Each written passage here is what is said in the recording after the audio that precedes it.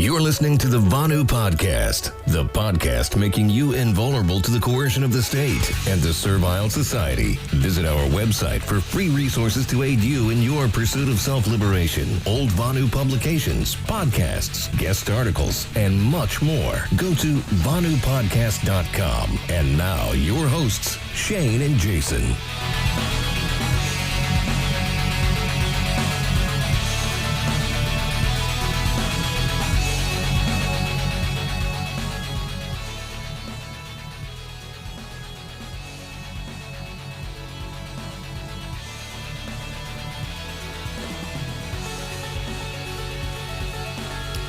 All right, and welcome to the Vonu Podcast, the podcast making you invulnerable to the coercion of the state and the servile society. I'm your host, Shane, coming to you live from the homestead here in Southern Illinois.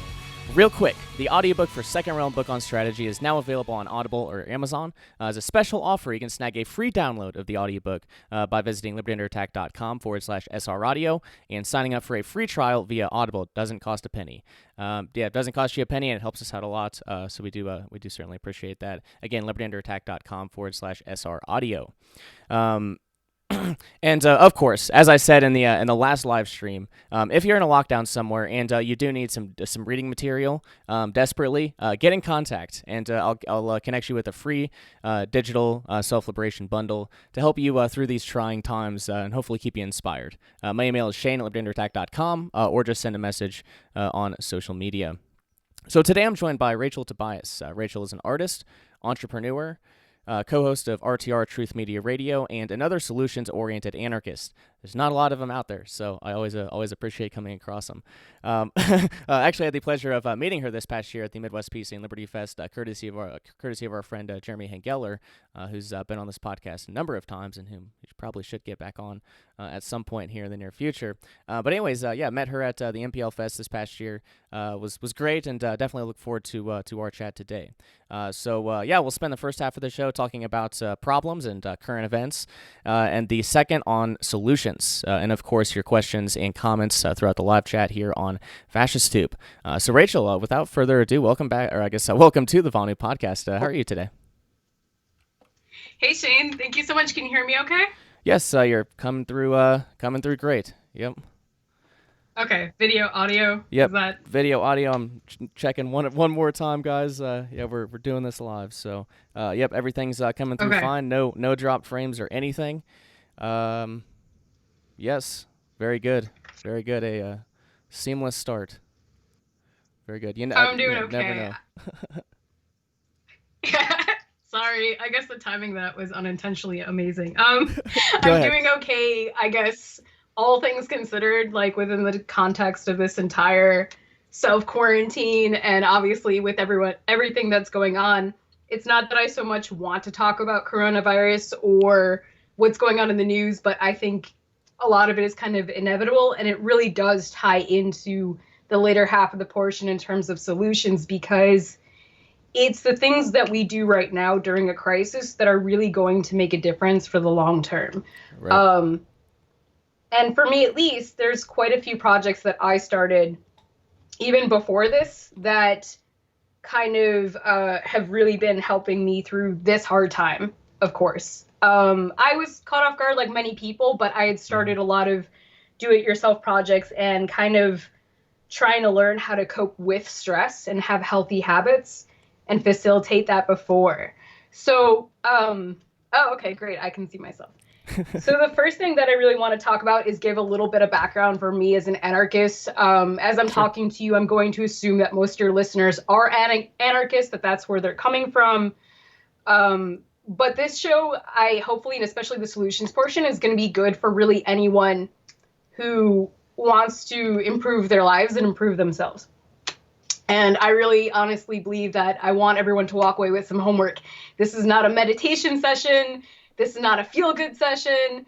I think those things are wonderful and have their place. This is really like a let's get to work now more than ever kind of thing. I wasn't an anarchist till 2016. I used to be a democratic socialist because I didn't have a foundational understanding of economics or how money worked, even though I came from the left and my heart was in the right place and I had great intentions. I went through the whole compulsory education system, religious indoctrination. I grew up pretty religious, conservative, Orthodox Judaism. And I basically was taught to utilize and respect institutions for pretty much every answer to questions that I had, be it temple, be it, authority figures like teachers or politicians or what have you. That was always sort of the system that I was familiar with. And then I ended up moving out when I was 18, and I was pretty much, I was living with a boyfriend at the time, but really on my own financially. I put myself through college and I worked lots of jobs. I mean, I did graphic design for the student paper. I worked at a retirement home as a dietary aide. I really did what I could to make an income and afford a cost of living, which was much cheaper because I was going to college. Even though I'm originally from New York, I was going to college in the Midwest, so it was a lot easier to do that there. But ironically, I say that now, I went to college because I was part of the generation where everyone was told to go to college regardless of what it was. And I went for fine arts, which was dumb. But same here. But while I was in college full time, I still worked the entire time, paid my own bills, that cost of living. And I actually learned a lot from just doing that work, from supporting myself, from trying to problem solve. I mean, not having that wide support structure and really starting my life in another state was a wonderful way to give me a lot of groundwork and experience.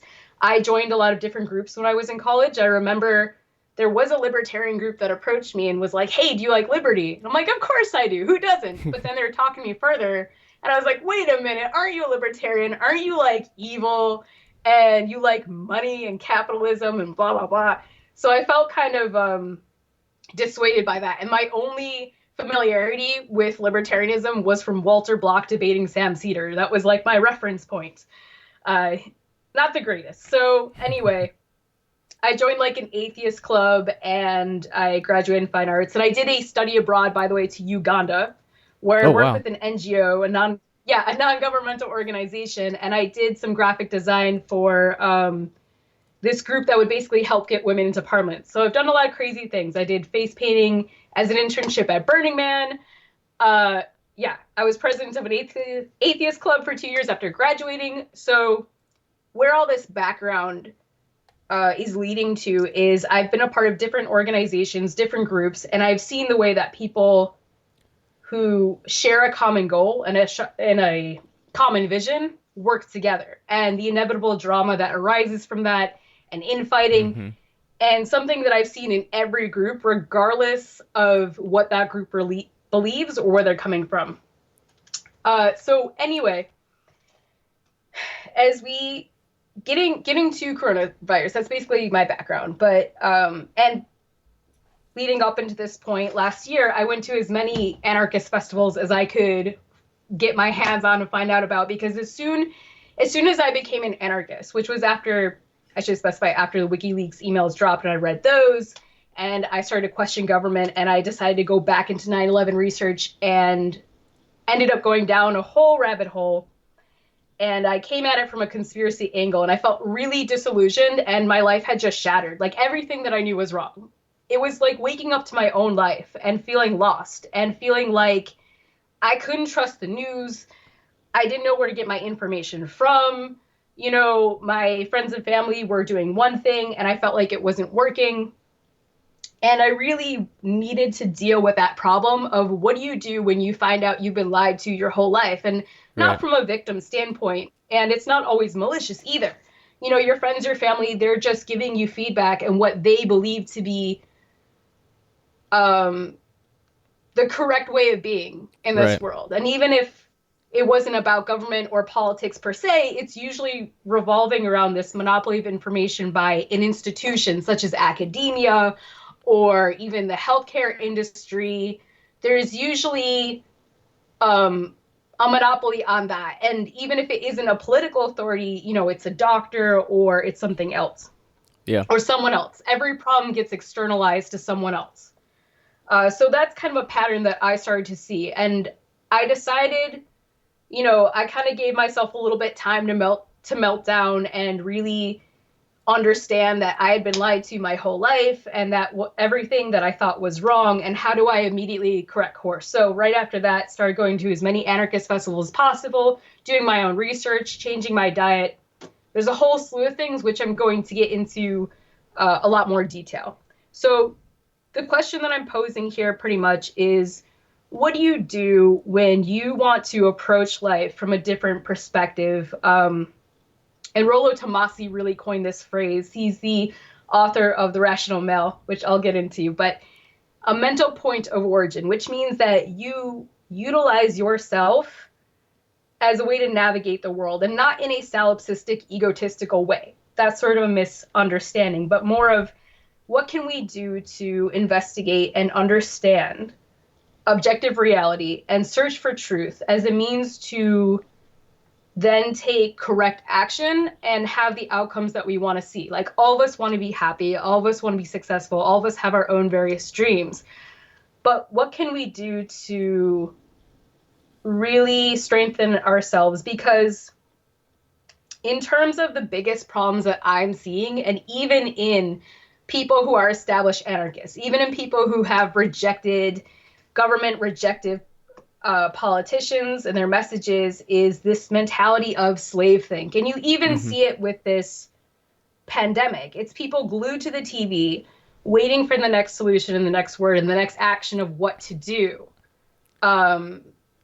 People who have a hard time thinking for themselves and really knowing how to navigate a crisis when there isn't anyone that's identified as an immediate leader by them.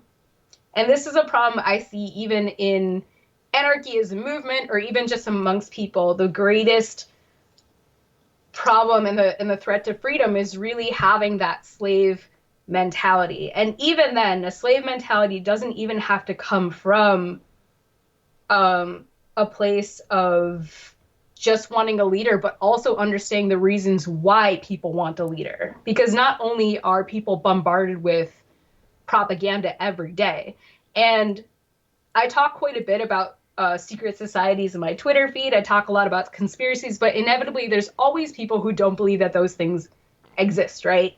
There's the people who say Illuminati is ridiculous. There's no shadowy cabal. What are you talking about? It's those anarchists that and I've seen them on Fascist Book over the past couple of weeks that where they are praising the rapid response of the private companies to deliver tests for the coronavirus. And it's like, you realize that, like, I'm pretty sure Bill Gates' company funds one of those. That's certainly not a free market solution. And then what do you think about the other ones? One's probably World Health Organization funded. It's all crony, right? It's all crony. But anyway, go ahead. Yeah. And also, one of the foundational arguments that I see against libertarianism or anarchy is, you don't want monopolies by government, but you're okay with monopolies by corporations. You're okay with capitalism as it is, and you're okay with, oppression from blah, blah, blah. And it always becomes a government versus a corporation. I try to explain that what I care about is individuals and their choices, their individual decisions, and how that reflects out in the world. So I got introduced to Mark Passio and What on Earth is Happening, and that was a really great turnaround point for me, because it allowed me to understand natural law, understand that how people's actions sort of create this entire, as we are individuals, but our collective actions create the tapestry that we see, the kind of world that we see, and how that's reflected by people's beliefs. I appreciate Mark Passio's work because it's really philosophically sound in that it doesn't, I don't agree with everything that he says, but I do have to really preface here, and I'm sorry for skipping around because there's quite a lot to cover. In the journey to pursue truth, not only do we have to discern information, which the best way that I found to do that was by understanding logical fallacies, understanding the Socratic method and the trivium, but also being able to discern a lot of quackery, because coronavirus is a great example. In the quest for truth, in understanding, and I'm seeing a lot of people who are confused and they're scared and they don't know what to do. And for us as anarchists, we have, and even if we have a conspiratorial background, we have an understanding of nothing happens coincidentally, nothing comes out of nowhere, and nothing is random. And for me personally, I don't know, you've probably done a lot of information as well. We know about Event 201 with the Bill and Melinda Gates Foundation. We know about Johns Hopkins University. What would happen if a coronavirus, was on the public? Monica Perez's work is excellent, where she talks about Crimson Contagion. Whitney Webb is another great researcher who works with Last American Vagabond. She was from Mint Press News, and she has a wonderful thread on her Twitter I highly recommend, where she talks about Dark Winter, and all the people that are involved in this Event 201 are also involved in like these anthrax scares. And, a lot of people make those connections between Bill Gates and Jeffrey Epstein, and really understand that the people that are trying the hardest to be seen as philanthropic in the eyes of the public are really facilitating this one way or another to push their own agenda. So where I want to go with this is in the journey for me as an anarchist, and in the journey for me of deprogramming myself from being a person who waited to be given orders, to wait for a leader, wait to someone to save me, right? Foundationally, to me, that's what organized religion does. That's what government does, is really prime you to be saved by someone else and to always be looking for that. So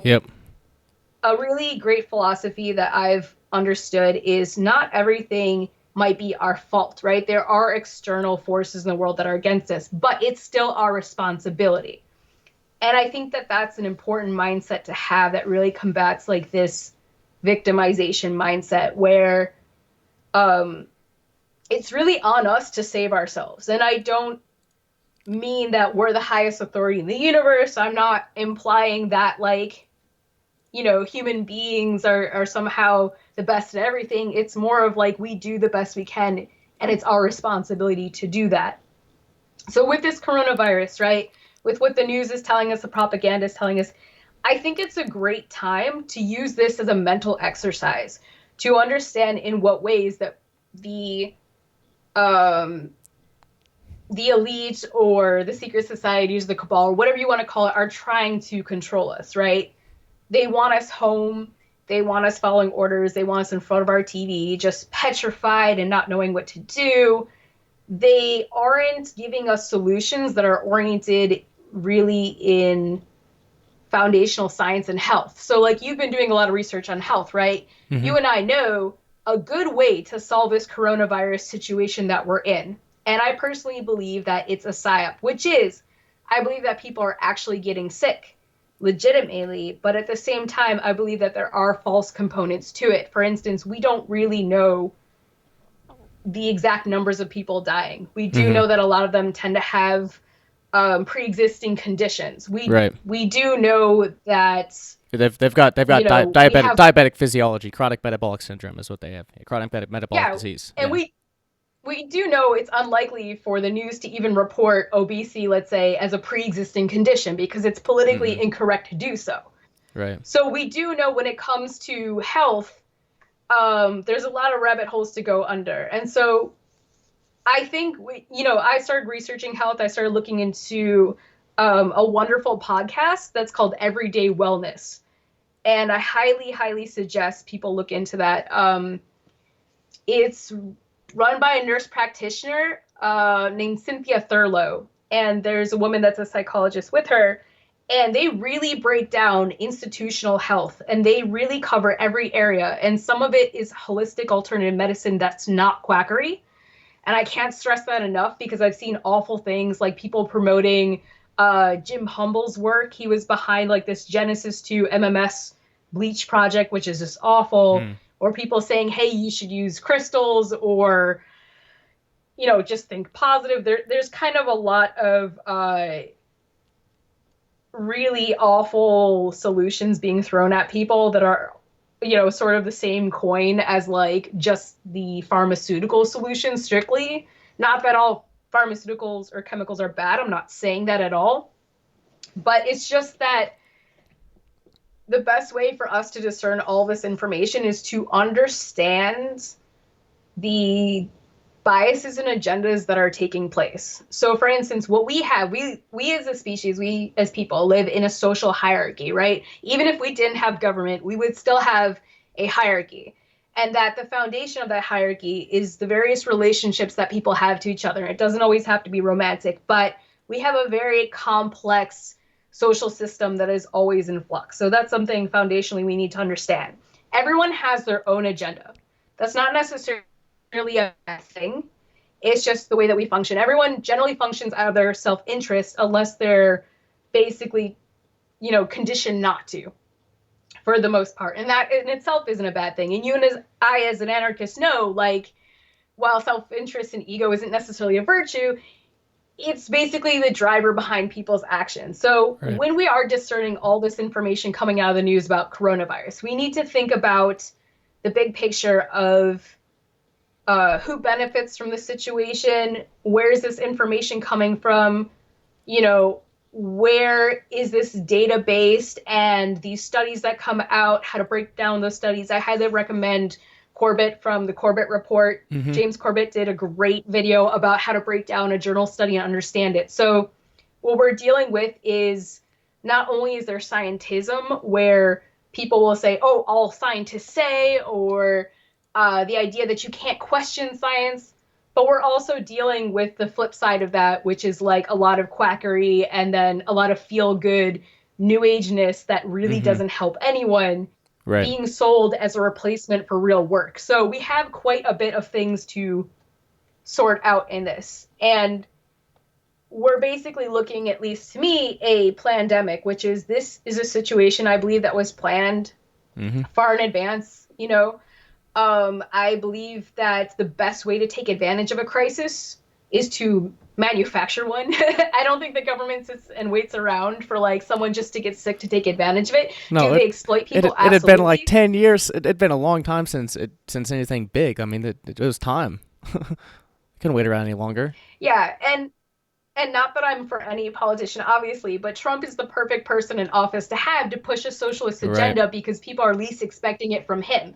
So the odds of this whole thing happening, people asking for social welfare, and then you have martial law occurring right now, he's the best person to sort of put a face to that and try to pass it through. So I think that this was honestly planned start to finish, and I'm really hoping that a lot of people are going to wake up to this. So some of the work that I was doing before this whole crisis is I am a very neurotic person, all right? I tend to, it's not that I'm a negative person, but I try to be realistic, and I tend to think of the worst case scenario for a lot of things. I tend to think about, different ways to solve problems and different potential problems that can happen. And for me, in terms of this whole quest of truth and building myself and deprogramming all the propaganda and bullshit that I learned over the years, I kind of made myself a list and sort of a toolkit, if you will, for how to navigate the stress and anxiety that comes with doing that work and how to go about my day-to-day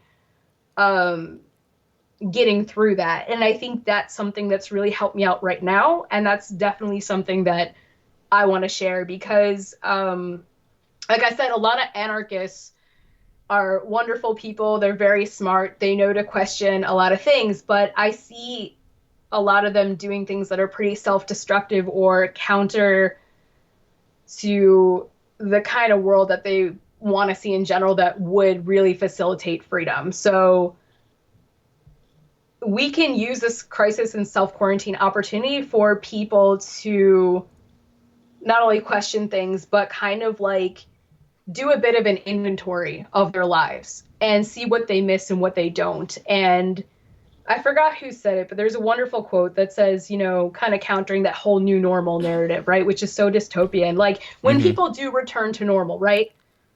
What kind of world do they really want to return to? And would we be okay with just going back to how things were? Because clearly there were all kinds of problems. There was going to be an economic recession based on bubbles even before this whole corona thing. And this whole coronavirus is like a wonderful way to cover that. So I don't think that we're seeing our rights get, taken away more and more, but we weren't necessarily free to begin with before this. I just think that this makes it more obvious now. This is a slow burn 9/11 2.0 situation that I think is going to, at the very least, if it doesn't make people question why there's martial law, I don't know if there's any reaching them at that point. But for a lot of people, they are going to be looking for answers. And so what I've done is try to take it upon myself to provide some kind of toolkit for the people that are looking for answers. Not that I know everything, but really, like, how do you build yourself from the ground up and restart over when it is so painful and difficult, and especially at the worst time, because there's just never a good time to do that. But it's more crucial than ever. I'll add. I'll just jump in real quick. Like with this entire situation and kind of going back to my roots of, I guess, looking back into conspiracies, which is my roots. I've been going back to Tragedy and Hope by Carol Quigley, and I ordered some books by technocrats that Jay Dyer recommended. I'm going to dig into the science portion of it with healthcare. There's a lot of really interesting stuff there, I guess. Not interesting in a good way either. But regardless, I mean, I'm still to this day, and I've been doing this for, I started Elliot Radio back in 2015. I've been in alternative media since 2014.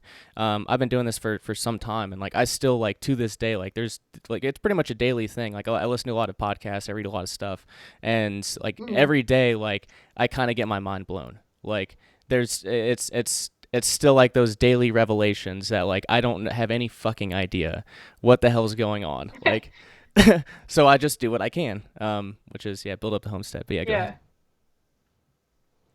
Yeah.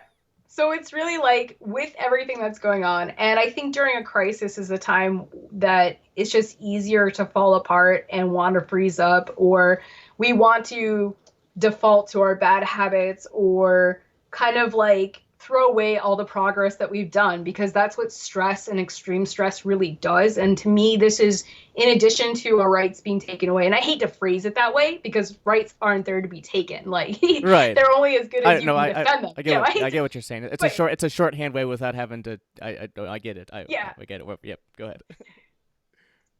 Yeah. So this, I think, where I was getting at earlier is this is a stress test.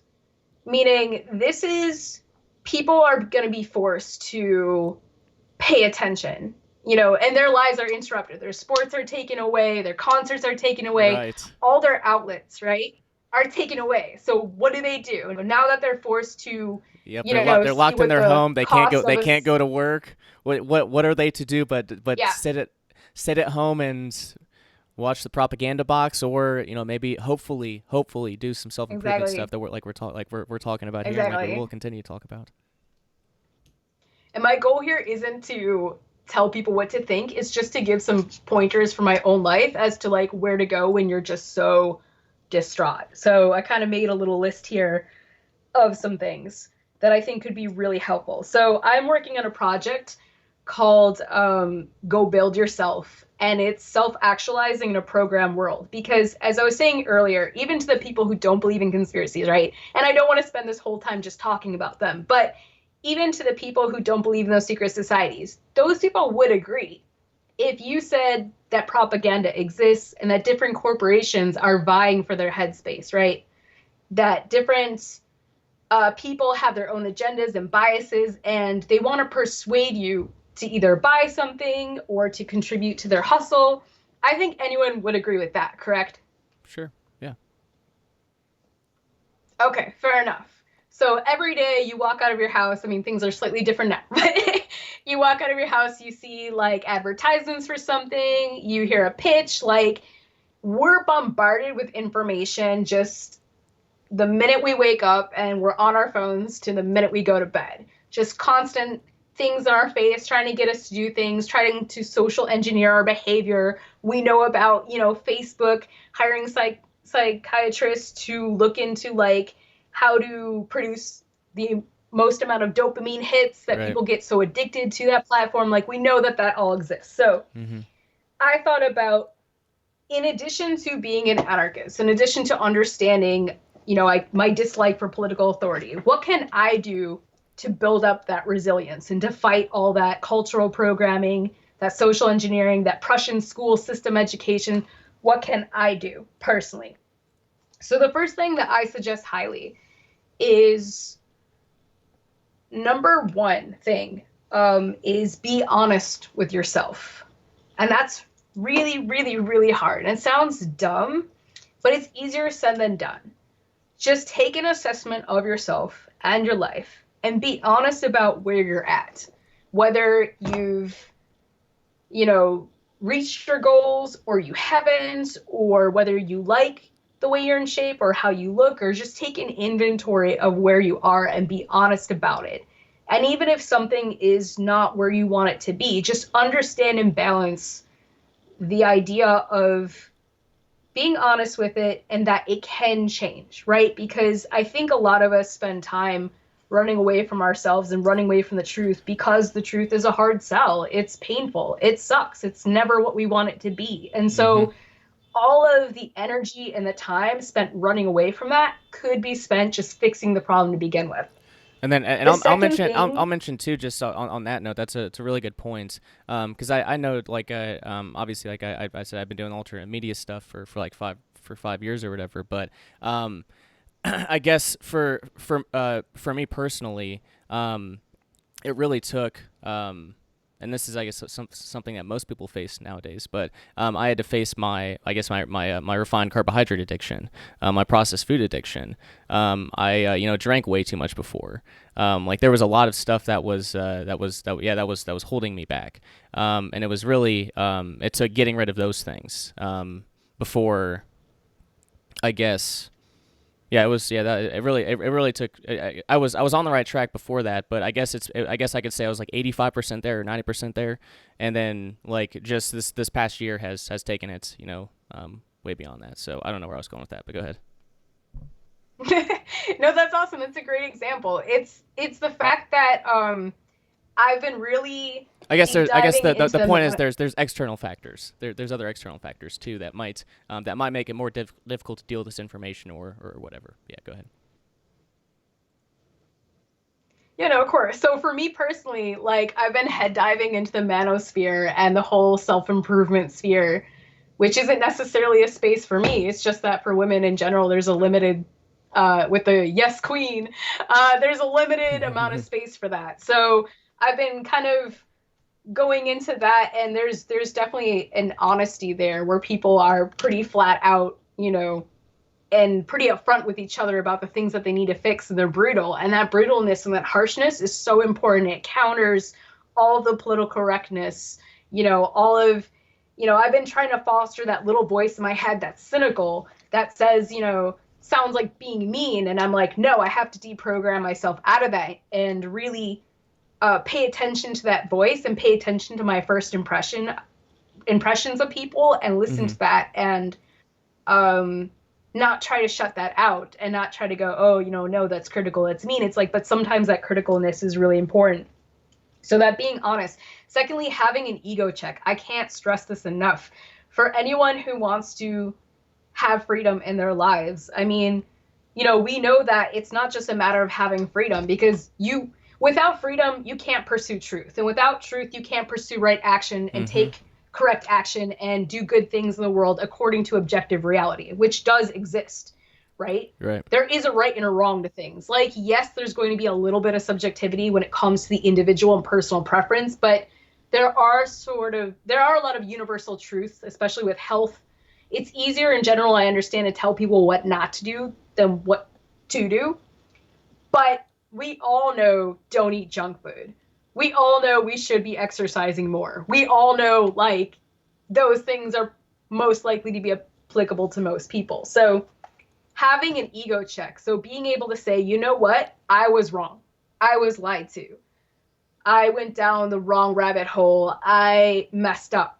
That's really important, because in the freedom movement, I see people who maybe they started off with good intentions, but end up becoming the politicians. They end up just taking the space of what we look to as leadership that really isn't leadership. If you think about what real leadership is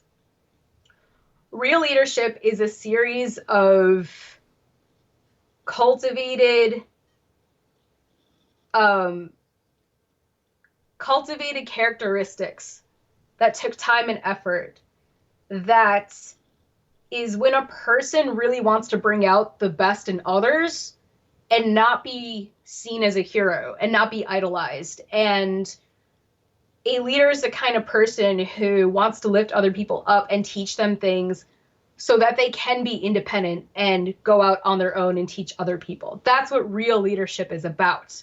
It's not about rerouting people's energy and time back for their own agenda, right, or for pumping up their own ego. So it's unfortunate because I see people who try to lead freedom movements, so to speak, and it really just becomes an idol worship, which is what we tried to avoid in the first place. So I think one of the best ways that we can get freedom and one of the best ways to deal with this crisis situation is to keep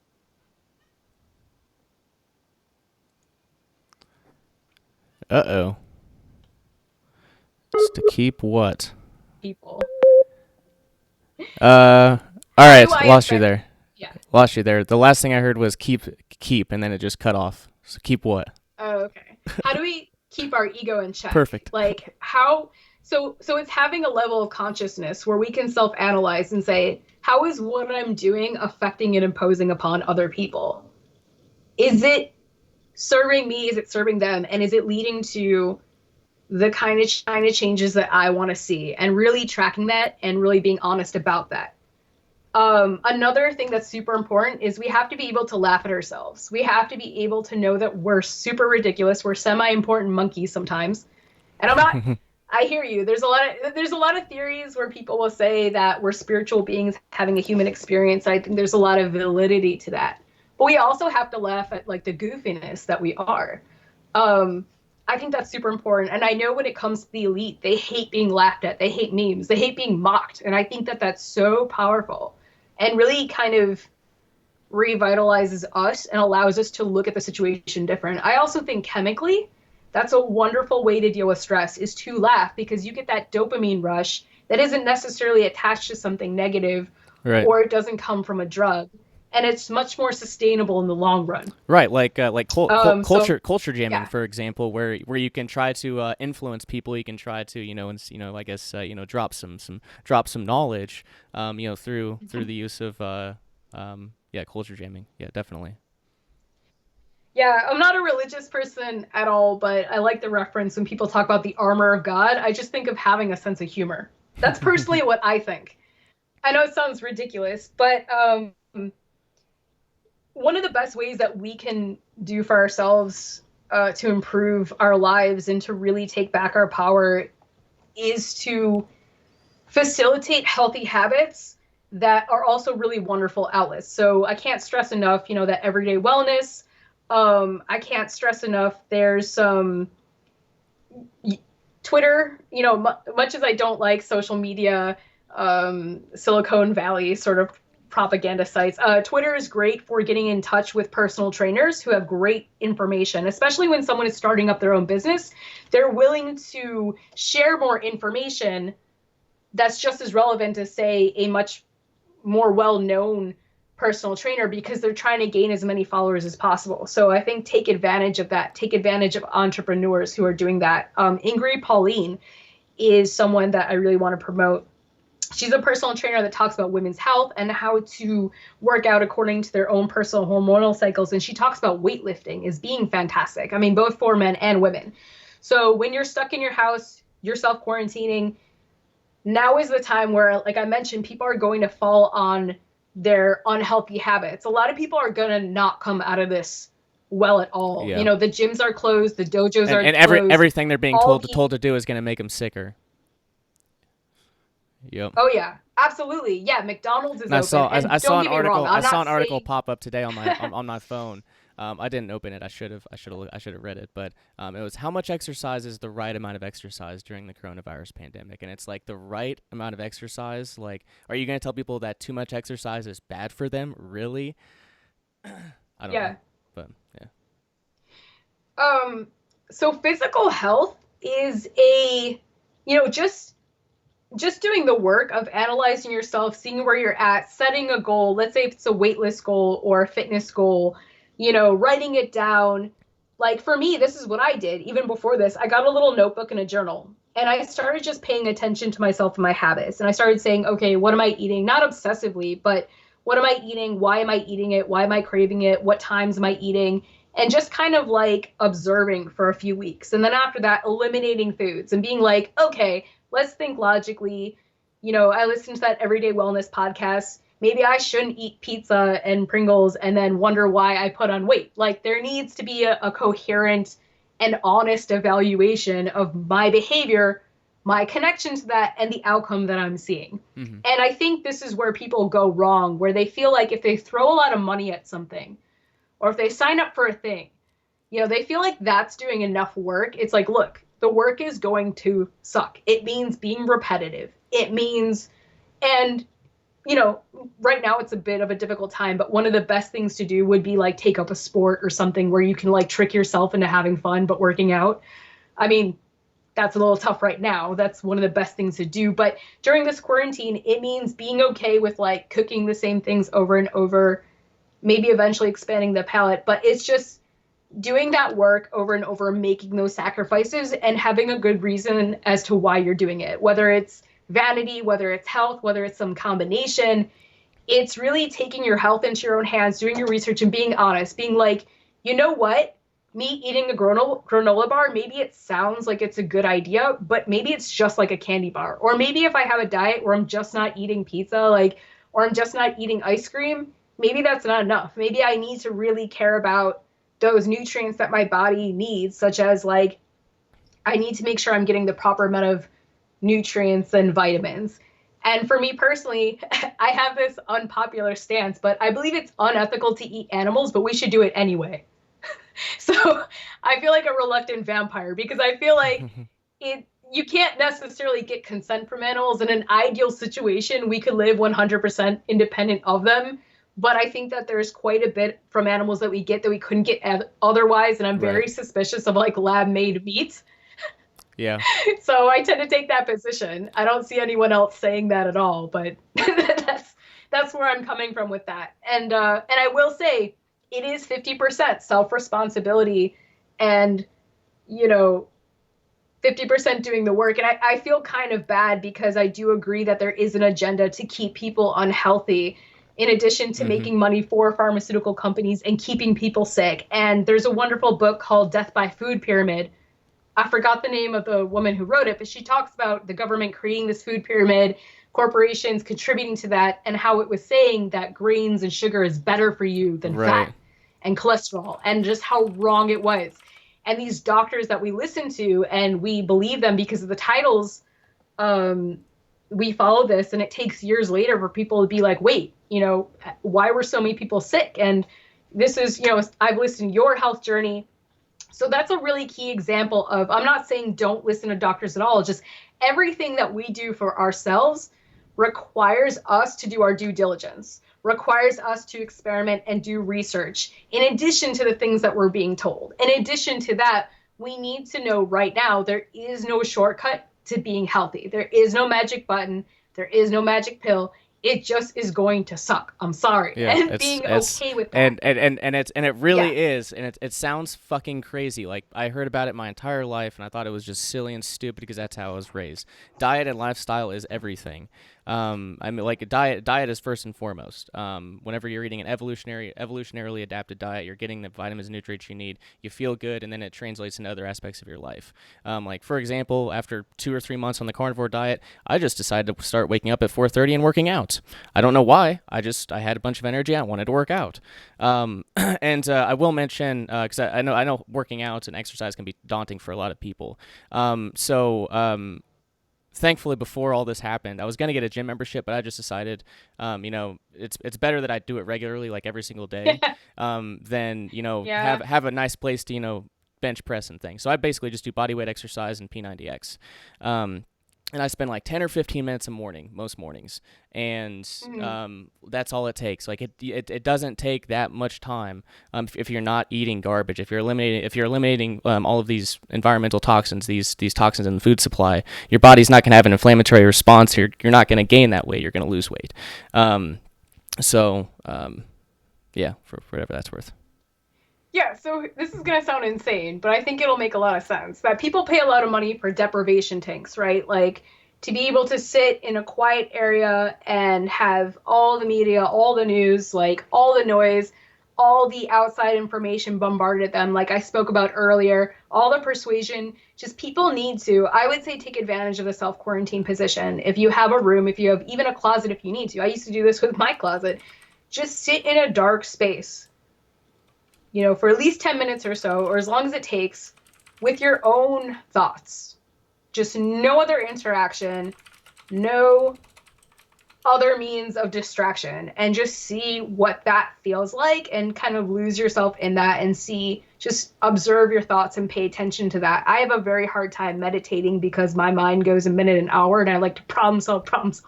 Right. And like, if I try to meditate, I'll think of all the things I want to be doing, but just kind of work backwards from that dark space and that dark room and just get a feel for like who you are when no one is paying attention to you. And that, I think, you know, whether you have negative thoughts or not, or this or that, like, it's a great exercise because who you are is just who you are in that room, right? Everything we have that's external to us can be taken away at every moment. But what you have is the character that you build for yourself. That's pretty much what I'm going to get at without trying to get too metaphorical or new agey or abstract. And again, it's just approaching that life from that mental point of origin, approaching it from having a respect and a love and a care for yourself that you don't want to, outsource that to someone else to do for you. And it's me sitting here in my modern comfort. I want to be like, wait a minute, you're telling me I have to be my own doctor and teacher and this and that and that? Yep. I thought we had the Industrial Revolution, so we wouldn't have to be more than one thing. The problem with the modern lifestyle is, hey, I'm all for technology, I'm all for problem solving, don't get me wrong, but it gives us a false sense of security, which obviously we're seeing now. When we have these attachments to the grid, we have attachments. Yeah, the trust, and it's the trust and authority is what has gotten us here. And that's why, like, that's something that I've been, I guess, pushing especially hard over the past month or two. Is I mean, you do need to become like that's my position now. Is like I'm to the point now where it's fuck doctors in general, especially after all this iatrogenic death stuff I've looked into, where they kill patients by treatment. I'm to the point where it's like, yeah, you probably need to become your own nutritionist. You probably need to become your own gun manufacturer. You probably need to become your own everything, because relying on other people for things is not it's not good. Right. It leads to bad outcomes. I know what you're saying. I'm just taking it to the radical extreme, which may not be the best, but I'm letting people know there's that position too where I'm at, that I'll figure it out myself, or I won't. That's kind of where I'm at. Yeah, and to me, at least, I just hedge my bets where I'm like, look, we don't live in a merit-based society, right? We have nepotism, we have monopolies. But that being said, we are going to be way more successful in our actions and the things we want to achieve if we do approach it from a merit-based perspective, simply because we only get to have what we make, right? What we get to create for ourselves, pretty much, assuming it doesn't get stolen, which is taxation. But like, for the most part, if you approach something from the standpoint of, I only get to keep the things that I invest in, and what is it I'm investing my time and attention to, that's what I'm going to get. Mm-hmm. And really kind of like understanding it. And these sound like such simple things, but I think that all of our notions and understanding of life and the philosophies that we hold get replaced by like Hollywood bullshit that we see in movies. Right. We watched a movie and we're like, oh, that just summed up life for me. I get that deep philosophical notion now. I don't have to do anything. It's like, no, life doesn't work that way, because Hollywood movies will tell you that the good guy always wins in the end, that like there's almost always a happy ending. Weird feel-goody things that don't amount to anything. So what people need to do in this self-quarantine, I would highly suggest, again, personal trainers like Ingrid Pauline, Everyday Wellness podcasts, create your own workout space. So the body work is wonderful because you can do push-ups, sit-ups, crunches, lunges, all kinds of things. And even just having a kettlebell is a really wonderful and useful I'll even toss tool. out the, if you just go to YouTube and type in high intensity interval exercise, you can get like these 10 or 15 minute super intense exercises. And I mean, I know there's, I guess exercise science, maybe you have to exercise longer for some benefits. But as for me, like I just think it's really, really important to have that, even if it's 10 or 15 minutes, if you can do it every single day, regularly, on routine, like on a routine like that, I think that's fantastic. But if you want to go for longer than that, obviously go for it. But I just think that's a really, really, really powerful thing. And go ahead. Yeah, and I just want to preface real fast in terms of health, like something I learned that was great was about how much our gut bacteria affects our health. I had no idea. So for instance, it's not just because a lot of diets and a lot of trainers, will tell you like, oh, let's say, a lot of fad diets will say have one cookie or have this, and that's a matter of discipline. And that's kind of the wrong way of looking at it. It's more of if you really educate yourself and you understand what sugar does to your body, you're less likely to want it. If you really have that deep foundational understanding of the chemistry behind what's going on, then that's the best way to approach it, is gain as much knowledge as you can and let the chips fall where they may, no pun intended, which is kind of like... That's such a good point, because so I kind of randomly decided to go on this health journey myself. It was I don't know, maybe it was just intuition. Randomly decided to do it. I only started like doing a bunch of research after the fact. But I know that like whenever I was doing all that research, like when I was trying, like I've been looking to try to figure out how I got type 1 diabetes, because no one really, the modern pharmaceutical industry has no idea. The doctors, no idea. So I've been trying to figure that out. And as you said there, I kind of learned that refined carbohydrates, they stimulate the growth of a certain gut microbiota. That gut microbiota releases lipopolysaccharides, which can cause leaky gut syndrome, which can lead to respiratory illness, which can lead to autoimmune diseases, can lead to all sorts of stuff like that. So diet has like such a huge impact on that, and once I learned that, I don't want to have it. I don't want to, like, I have no craving for carbohydrates anymore. No, none whatsoever. And then for my dog, I have a 14-month dog. I put her on a raw meat diet because I figured out because her a dog body isn't that much different than a human. It's not too much different. So I guess that those foods would have the same impact on her. So I feed her a raw meat diet now, just because, I mean, that's to have that knowledge and to act. I don't know, to act not in accordance with it just doesn't seem consistent to me. And also, like, I love my dog. But how valuable is that information? I can't even quantify it. How wonderful and freeing is it to know, to really have a foundational understanding of something, and then to put it into action and then get to see results. Exactly. Knowing that you're doing the right things. It's like an amazing, freeing feeling. Yep. You're not just following someone else's program per se, or you're not just sort of like feeding into the fad diets of, well, I'm going to have cookies assigned by this person. It's like once you have a real understanding of that connectivity, then you can go from there, and then it really changes your choices. And then plus, like, you don't want to be dependent on a program. You don't want to be dependent on a person. You don't, people throw money at a personal trainer because they would have a hard time. They lack the motivation. Now, don't get me wrong. I think a trainer can be valuable for having that information. Like I mentioned, Ingrid Pauline talked about hormone cycles and how that affects women's training. And I have never heard anyone else talk about that. I didn't know that lifting weights during a certain time of the month or not can actually make a difference. I did not know that. No one else had said that.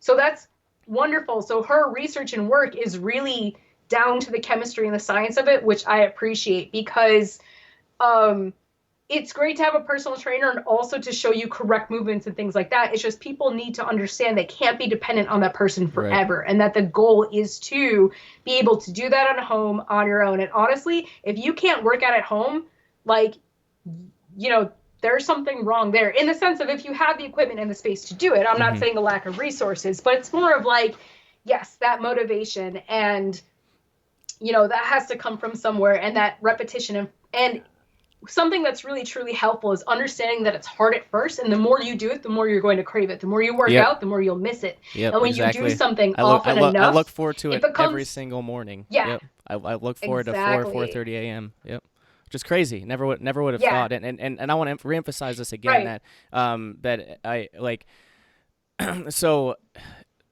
as I said, like the refined carbohydrates have that impact, but it also messes with satiety signals too, like hormones. Like it has a drastic impact, like eating to excess. Well, like this food, it's really fucking nefarious when you actually kind of learn what this food does. It's meant to get you addicted to it. Like it's yeah. And a lot of people won't. I mean, it's just normal. Like it's kind of like drinking, right? It's drinking in America. It's just kind of normal. It's just socially accepted. People don't think of having a refined carbohydrate addiction, but it really is an addiction. And whenever I kind of got my body back to normal, I guess you could say. And I corrected my metabolism, and I actually had energy because I was tired all the time before. Like I wasn't gonna work out if I was tired all the time. That's ridiculous. I wouldn't. And I didn't feel good. Why would I? I didn't feel good. I wasn't gonna work out.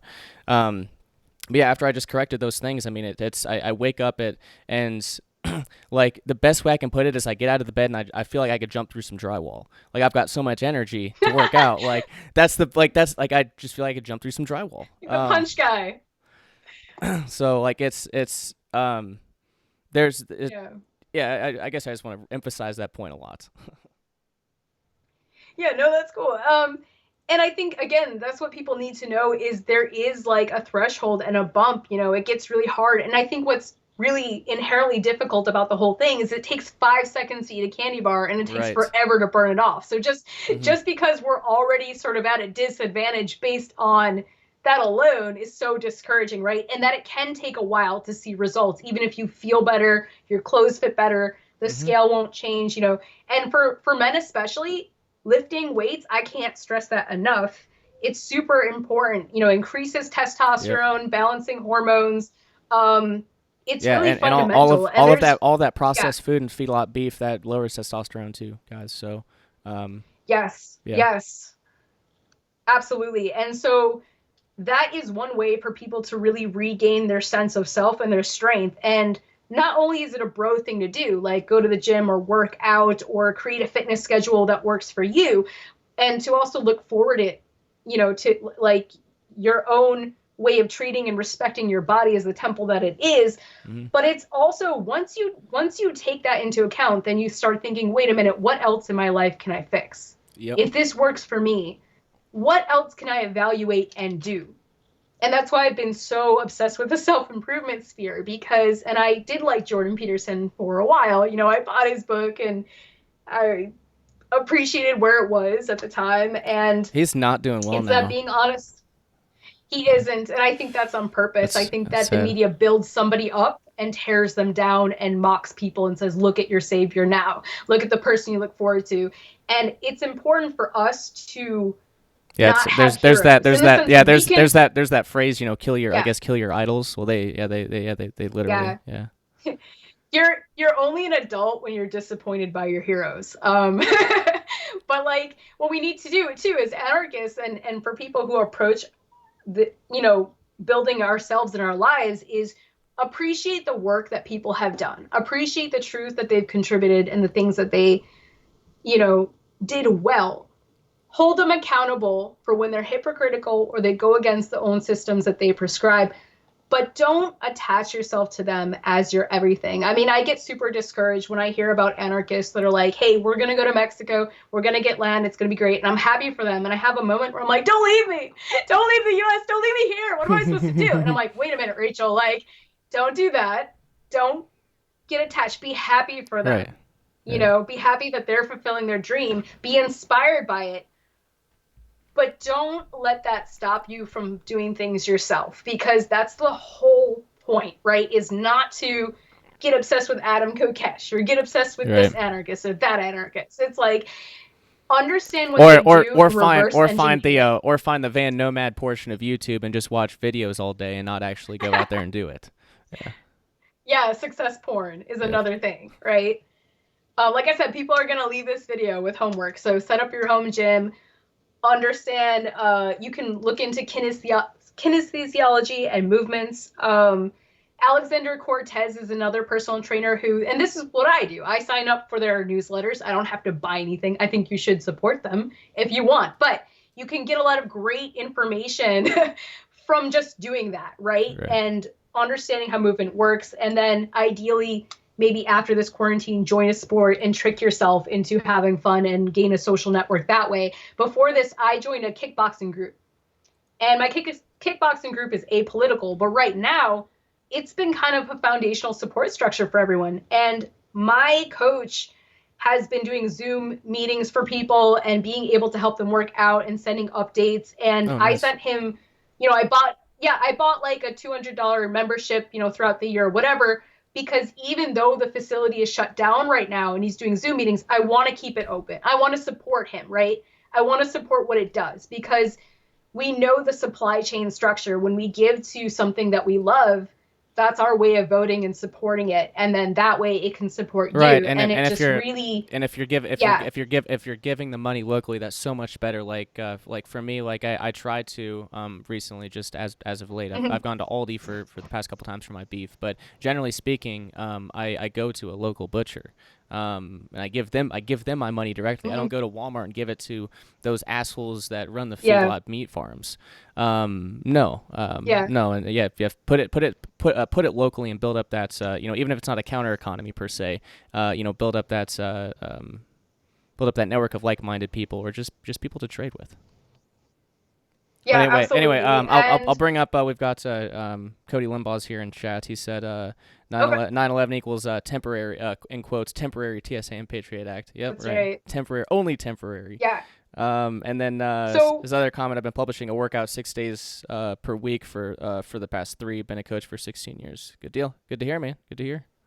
All right, go ahead. Sorry. Yeah. No, it's okay. It's quite a bit to cover. So this is, something that I've been working on myself, and I got frustrated because I had a friend, I had asked her to go hiking before this. She's like, you said you used to, whenever I asked you to go hiking, you said you hated it. I'm like, did I? She was right, because she used to ask me to go hiking, and I had changed as a person. And so that's another thing I've been thinking about quite a bit, is when we want to talk to people about freedom and anarchy, we don't necessarily even have to bring up the government.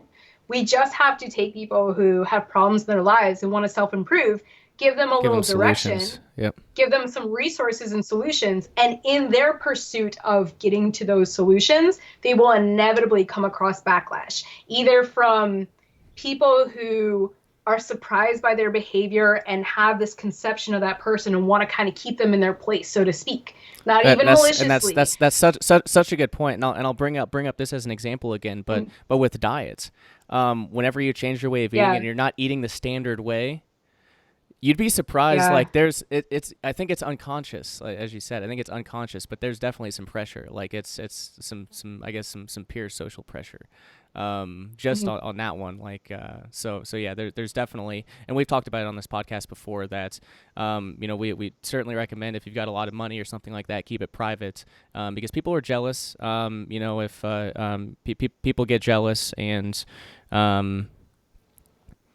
anyway.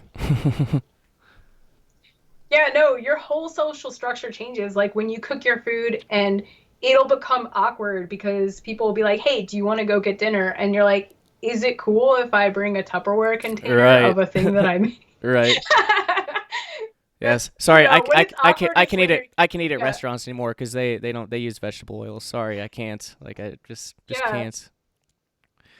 Yeah, it's there's definitely that pressure, and like for example, like I said that I used to drink quite a bit too, and that was a lot, family and friends, pressure, just because everyone drank, and that's just what we did when we got together. Well, it's just kind of, I don't drink anymore, so like it's just kind of weird, and I mean I'm not around as much as I was before, but so I for whatever that's worth. Yeah, no, it makes a lot of sense. And then there's, so many, some of the happiest times in my life were when I was the fattest, just because there were a lot of family functions going on. It just meant a lot of celebrations. Oh, it's always great times. Yeah, for sure.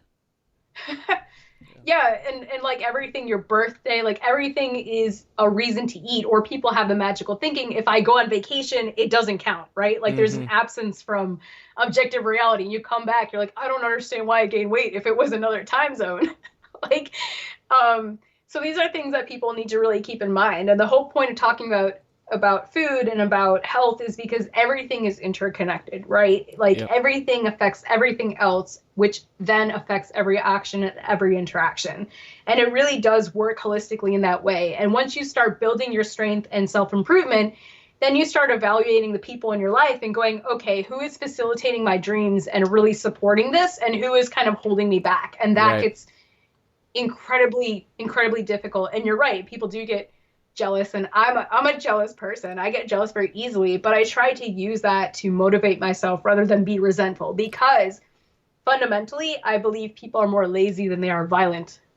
And it's easier and it takes less energy to be resentful than it is to create something and put in motion things.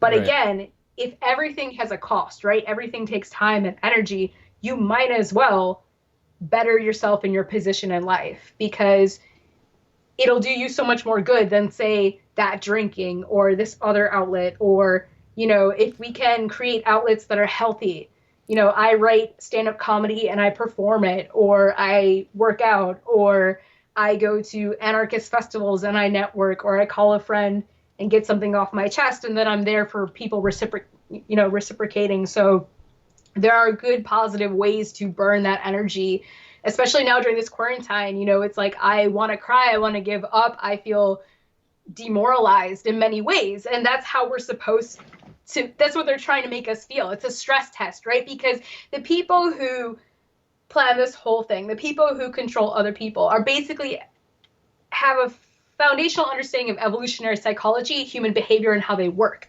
how they can push your buttons and get to you. And I think really the whole point of building yourself is to really create that resilience, that mental fortitude, and that strength. And everything I've been stressing, the research, really loving and caring about yourself, and loving yourself in an honest way. Don't say I'm amazing and I don't have to change, because that's ridiculous. But like, everyone could use some self-improvement, and it is a constant task. There's always always things to improve. Always things to improve. Exactly. And by the way, in a free market, you don't have to be the best at something. You just have to not be the worst. So, you know, keep them strive to be the best. But, you know, people, because otherwise when you start to work on your problems, then you start to understand coming across other people who will bitch and complain and moan and then refuse to do anything about it. Or they'll throw money at something thinking that is doing a thing, or they'll meditate and try to feel good. And again, I'm not knocking meditation. I'm so mad because I've seen so much of it, and it annoys me. But it's more like the way that you feel is valid and important, but it's not the entire picture of something. You know, the map is not the territory. And that's what really gets us into trouble, is thinking how we feel is the same as taking action. And I'm sorry, it's not. Like, I hate to break it, you know, because part of this whole podcast and part of me speaking to you is I really wanted to answer the question of what do we do after the festivals, right? It's amazing to network and be amongst like-minded people, and it's such a reprieve from society, right? And it's amazing, but what do we do after those festivals? Because all of us have to go home at some point, and I don't want it to be this sporadic vacation where I throw my time and energy on a festival and then I come home to the state that I hate, and then I'm like, well, now I just have to wait. Now I have to pass time I have to wait until 12 the next months. festival. Yeah, I gotta wait a year. Yeah, exactly.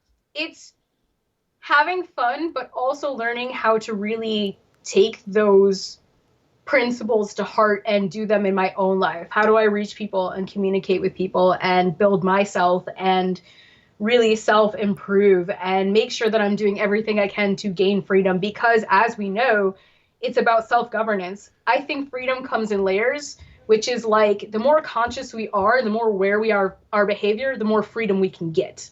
Because if we are stuck on bad habits, if we are addicted to things, yes, we're making choices on paper. Yes, we're making decisions, but we're going to end up taking risks that are unnecessary or paying a higher cost for something that doesn't have much of a return, which is the whole point of an addiction in the first place, right? There's nothing wrong with drugs per se, and I'm not pushing hard drugs. I don't think pot is inherently bad. I think that a lot of things can be a tool, right? And a tool can be used for multiple reasons, but I think it's more of having a foundational understanding of why we want to be free in the first place. And that freedom in of itself isn't just enough. That shouldn't be the only goal. It should be thriving despite all of this, despite the quarantine, despite the pandemic, despite the things that they want to throw at us. And I'm okay with, you know, I know a lot of people would look at me and say, like, you shouldn't have any sort of animosity or spite towards elite. But you know what? Can I swear? Is that? Yeah, for sure. I don't know. Yeah, okay. Go for it. But it's kind of like, fuck it. You know, sometimes that spite, as long as it doesn't eat you up, is a great motivator. Yep. Sometimes jealousy can be a motivator. Yeah, I can't tell you how many times over the course of the past month or so, I've, you know, uttered some obscenities, just at the air, in frustration. So yeah, I know what you mean. Fucking criminals.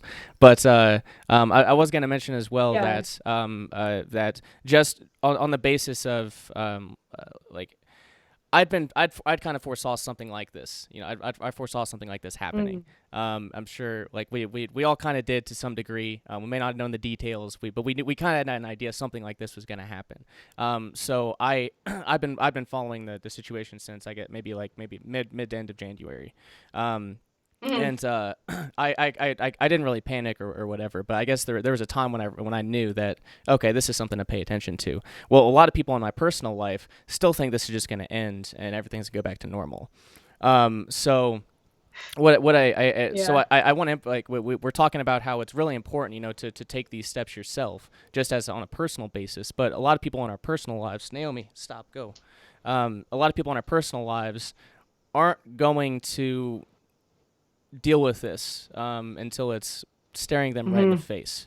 So I mean, for the people that you know that you want to or need to take care of, you know, like the time was yesterday, but the next best time is today. The next best time is tomorrow, but probably wouldn't put it off too much longer than that. But yeah, there's that aspect too, that there's a lot of people that aren't ready for this at all. And I mean, I look back at, I remember my grandparents telling me stories about the 1929 crash. They had a farm, and they had people, you know, wandering for miles in search of food, to their farm. And at that time, people like the phenomenon of grocery stores wasn't a thing. People were a lot more self-reliant. They were a lot more independent. So you just think about now, it's gonna get bad in the servile society. But again, I don't want to end. Obviously, we're not in on a negative here, but I think we have to.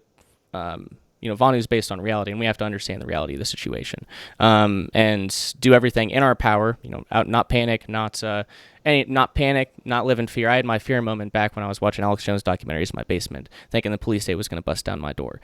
I'm past that. That was 5 years ago. I'm good. So for those of us who have already kind of, you know, gotten to this point, you know, just stay calm and you know, as I've heard so many people say, and I think it's really great. I think a lot of us anarchists and just journalists, I was listening to Whitney Webb on a podcast today. She's been doing some really incredible work. I think you mentioned one of her articles earlier. But yeah, she was kind of, I guess, echoing the same sentiment that, you know, stay calm, you make better decisions, and that's kind of what we need to do at this time. I did not think of a pandemic. Christ, that was the one thing. I was just thinking, you know, another false flag terror attack, like, I don't know, something that we've seen before. Like, they're not really that creative, you know. At least they hadn't been that creative in my lifetime. But anyway, yeah, I'll get off my soapbox. Yeah, no, that's awesome. And the whole reason I bring up this conversation is because we are controlled through our emotional impulses. We're controlled through our addictions. We're controlled through our vulnerabilities. And that's basically the whole point, is to do that self-assessment and to understand who we are and our tendencies and to fix things, because that's where we're exploited. You know, they're obsessed and in love with their sports, and they're in love with their junk food, and they're in love with the things that oppress them. Yep. And so it's really, truly understanding the ways in which we're controlled says a lot about ourselves. And use this time to understand that truly. I didn't see this either. I have a background in researching false flags and hoaxes, especially shootings. So, hey, they managed to shut down all the churches and the temples, the AA meetings. Like, I didn't think that they would do a controlled demolition of the economy. Right. I really didn't. So, but here we are, right? And so we use this opportunity to really do an evaluation of ourselves in addition to understanding what's going on around us. Because even if we came out of this, right, everything had to lead up to a certain point for a reason. And it's that slave mentality, like I mentioned, but also laziness. People have to be complicit with their own slavery. And yes, you know, I do want to explain here that if someone mugs me and I give them my purse because I don't want to die, that doesn't mean I'm necessarily, on paper, that's consent, right? On paper, that's a choice.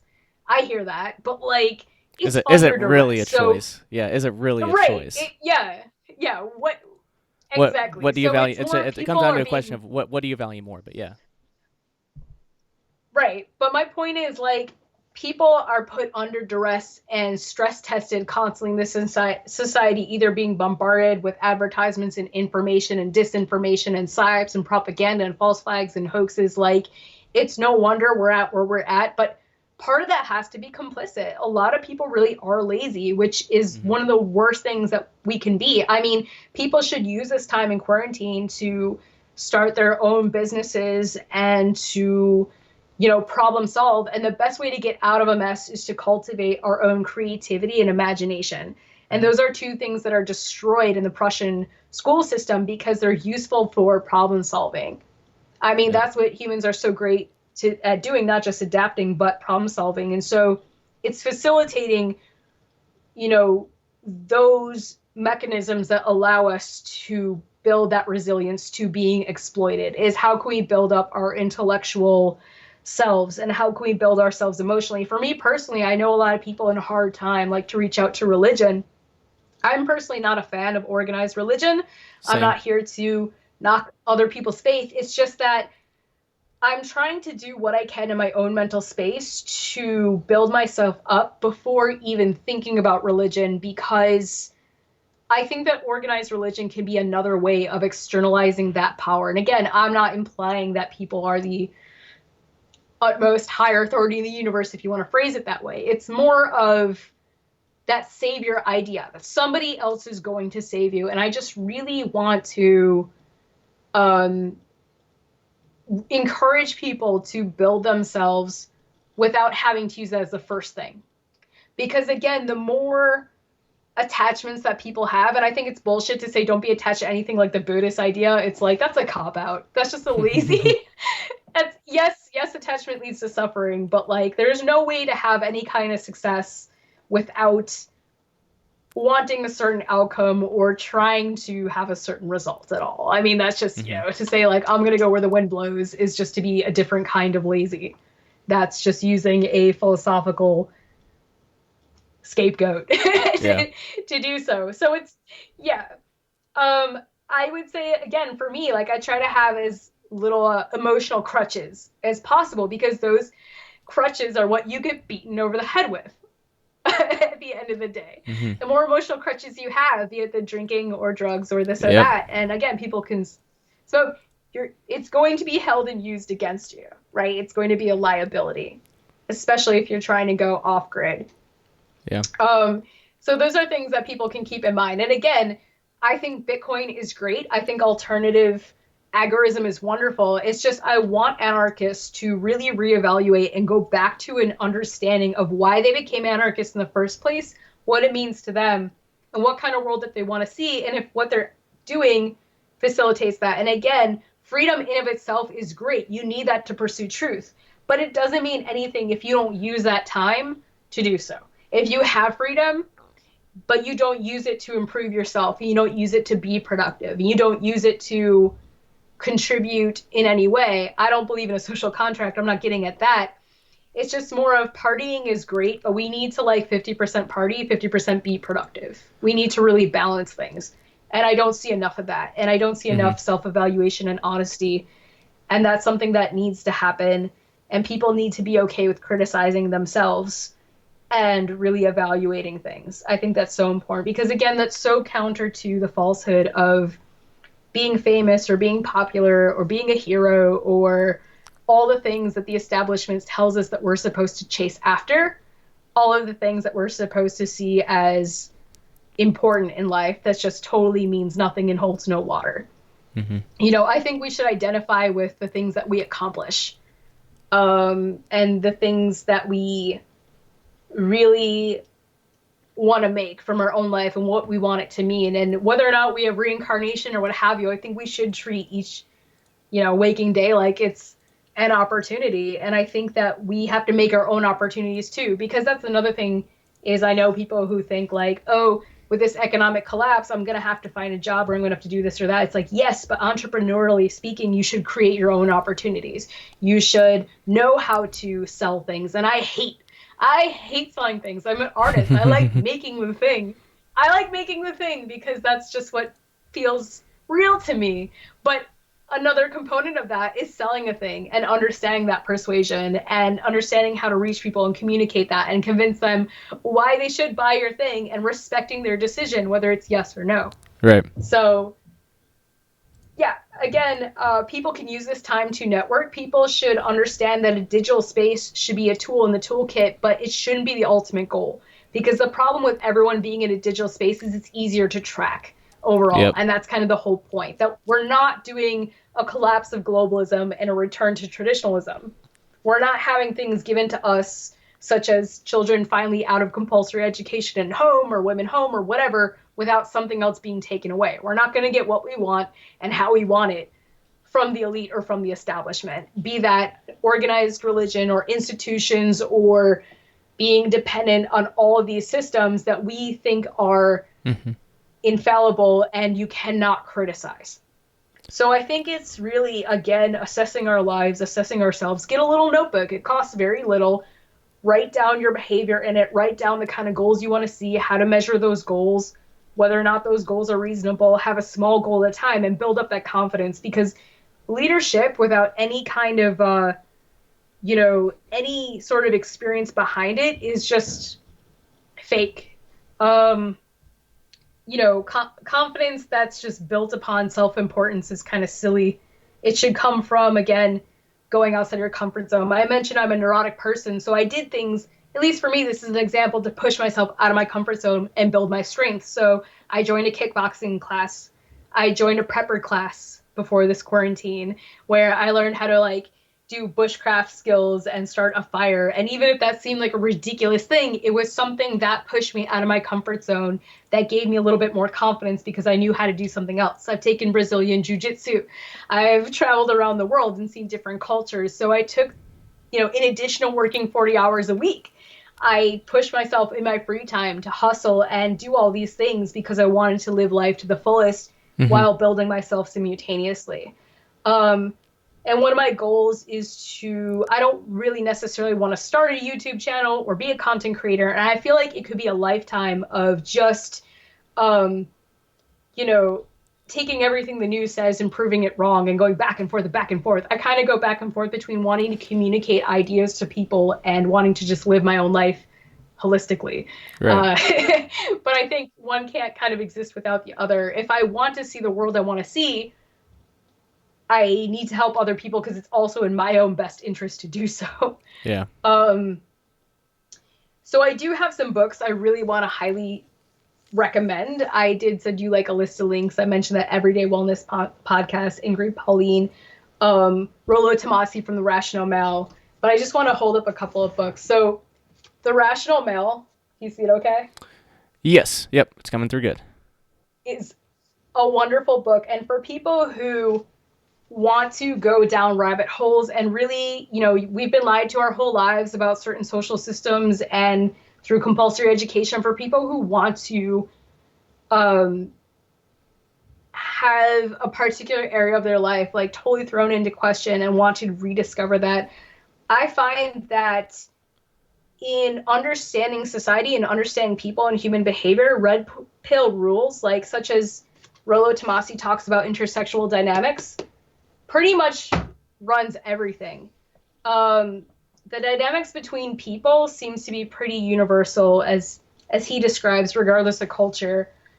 And it's a great foundation, I think, for people to want to learn new truths and put themselves in a position where they have to be tough and admit if they're wrong and question everything that they know. I think that that's a wonderful place for people to go to, even anarchists. And I hope that that's something that your listeners do take seriously. I would say definitely start there, because that branches out to different avenues of health and self-improvement and things. And for me as a woman, like, I mean, there isn't a whole lot of red pill information for women per se. I'm trying again to create my own program, you know, build myself from scratch and reprogram myself right from that slave mentality to a more empowering mentality.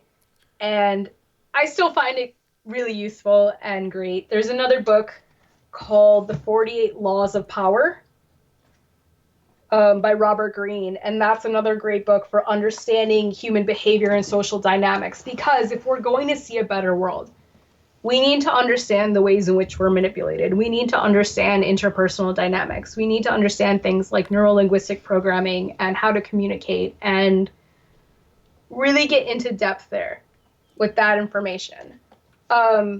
Another book I want to talk about, and I'm sorry again to skip around, but there's quite a bit to cover, right? If we've been lied to our whole lives about so many subjects, right, it's going to cover quite a bit.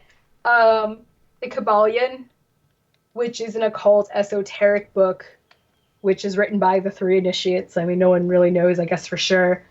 Talks about universal truths and principles that I think are great to ponder, even if someone were to read it and not agree with everything. I'm a skeptical person. I like science. I'm very nervous to suggest anything that is quackery or, you know, new age. Like, it's such a balance, right? Rejecting the status quo, but simultaneously not trying to fall into a trap of just like a different kind of bullshit. Yeah. I'm not sure if you're familiar with that. I highly suggest that. And then another book, lastly, is The Encyclopedia of Country Living. Nice. For anyone who wants to homestead or do it-yourself projects, which I highly recommend. This book is by Carla Emery, and she's basically like the founding mother of homesteading.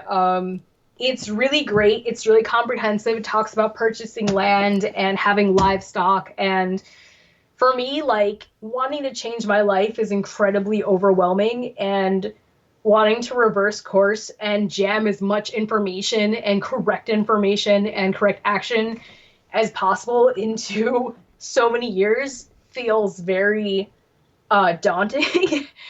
But it's worth it. You know, homesteading is definitely something I'm interested in, and taking those small steps to build my confidence, because we're all domesticated house cats when it comes to modern life. And while it's wonderful to have that tech, like you mentioned, you know, the supermarkets and how dependent we are on them, and just how many vulnerabilities there are, and a lot of things that we invest into can just be taken away like that. And the assumption that they're always going to be there.